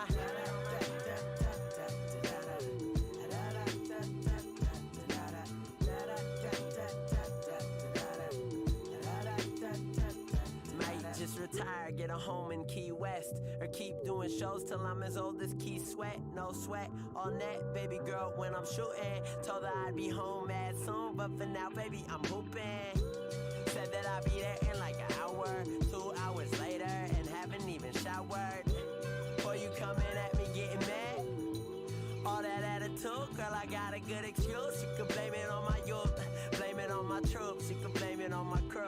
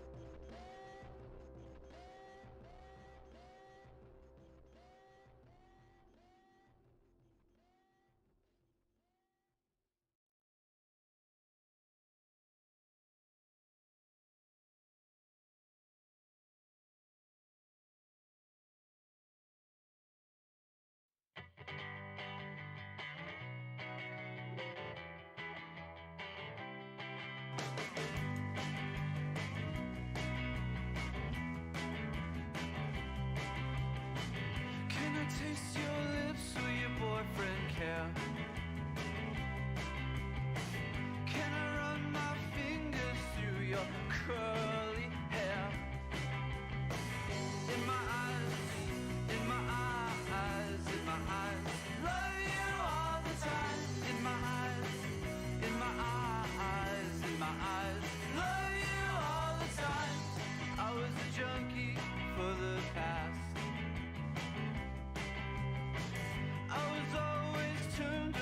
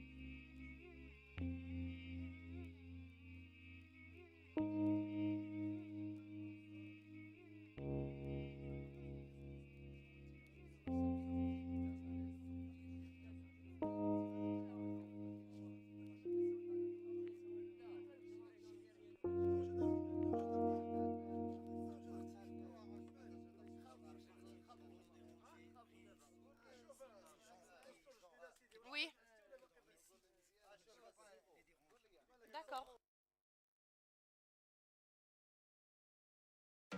Crunch. What a name for a chocolate bar. Tells you what you're signing up for. Crunch. That glorious combination of crispy rice and 100% milk chocolate makes Crunch the chocolate bar that's just, more fun. It's the mic drop of chocolate. It's chocolate with game. It's chocolate with, what's the word I'm after? Oh, yeah. Crunch. Click or tap the banner to learn what all the crunch is about. Millions of dollars worth of cocaine fell from the sky this morning outside Knoxville, Tennessee. Inspired by true events. Check it out. It's drugs, I think. Something got into it. The bear. It did cocaine. A bear did cocaine. And don't let it come down. Cocaine Bear's back. We should go. Oh, God.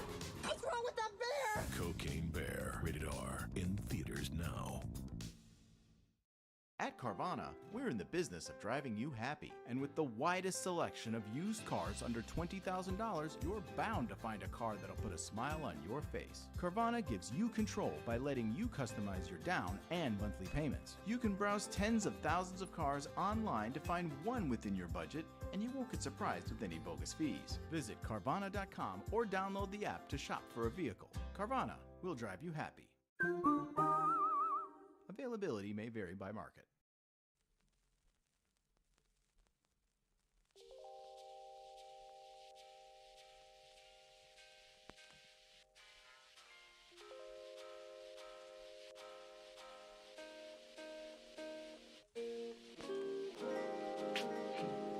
Bonsoir. Mesdames et messieurs.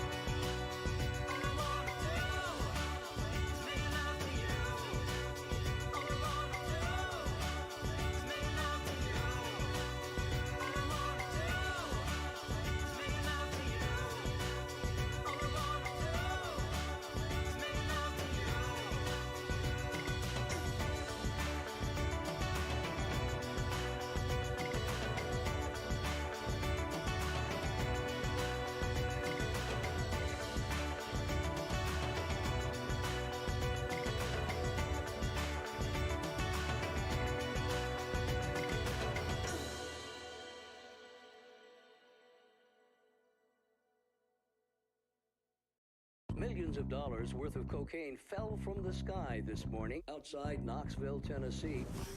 Inspired by true events. Check it out. It's drugs, I think. Something got into it. The bear. It did cocaine. A bear did cocaine. Cocaine Bear's back. We should go. Oh, God. What's wrong with that bear? Cocaine Bear. Rated R. In theaters now. Crunch. What a name for a chocolate bar. Tells you what you're signing up for. Crunch. That glorious combination of crispy rice and 100% milk chocolate makes Crunch the chocolate bar that's just, more fun. It's the mic drop of chocolate. It's chocolate with game. It's chocolate with, what's the word I'm after? Oh, yeah. Crunch. Click or tap the banner to learn what all the crunch is about. At Carvana, we're in the business of driving you happy. And with the widest selection of used cars under $20,000, you're bound to find a car that'll put a smile on your face. Carvana gives you control by letting you customize your down and monthly payments. You can browse tens of thousands of cars online to find one within your budget, and you won't get surprised with any bogus fees. Visit Carvana.com or download the app to shop for a vehicle. Carvana, we'll drive you happy. Availability may vary by market.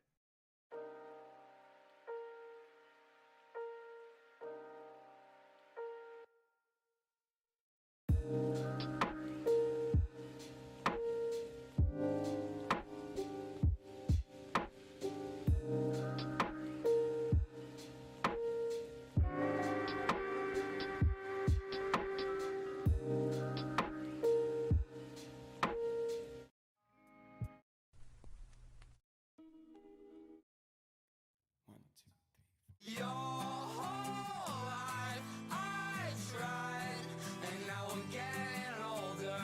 Your whole life I tried, and now I'm getting closer.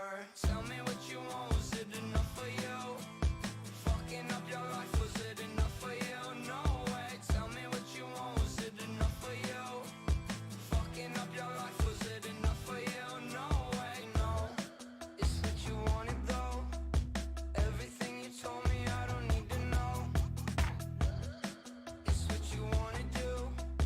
Everything you ever could have wanted to do. Don't say it's what you need, I'd say it's what you wanted. Don't say it's what you need, I'd say it's what you wanted. Your whole life I tried, and now we're getting older. Your whole life I tried, and now I'm getting closer. Tell me what you want, was it enough for you? Fucking up your life, was it enough for you? No way. Tell me what you want, was it enough for you? Fucking up your life, was it enough for you? No way. Here we go, barely though. I'm not searching for a miracle. Here we go, barely though. I'm not searching for a miracle. Here we go, barely though. I'm not searching for a miracle. Here we go, barely though. I'm not searching for a miracle. Your whole life I tried, and now I'm getting older. Your whole life I tried, and now I'm getting closer.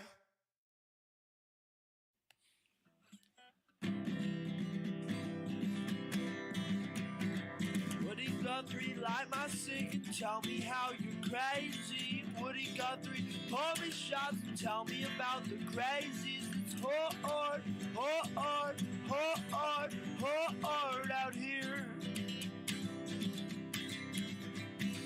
Billy Joe, sing me songs about how you went crazy. Billy Joe, pack a bowl and teach me about the crazies. It's hard, hard, hard, hard out here. Mom and Dad, pity me, prescribe me something crazy. Mom mom and dad, arthritis. Next up, it's the crazies. It's hard, hard, hard, hard out here. Oh dear me, lay it down and sleep away the crazy. Oh dear me, suck it up, you're not going crazy. It's not hard, not so fucking hard out here.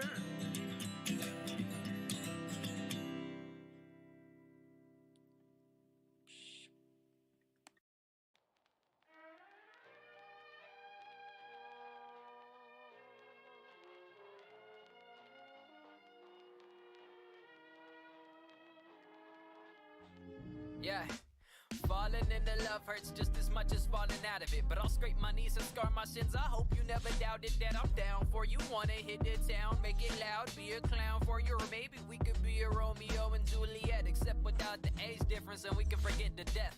Cause this is love at first sight, there's no doubt in my mind. And darling, forget about the time, cause you're mine. And I'll spend every second chilling with you. Like this, that vintage Nickelodeon innocence love. Innocence the type of if we fight, let's chill and make up.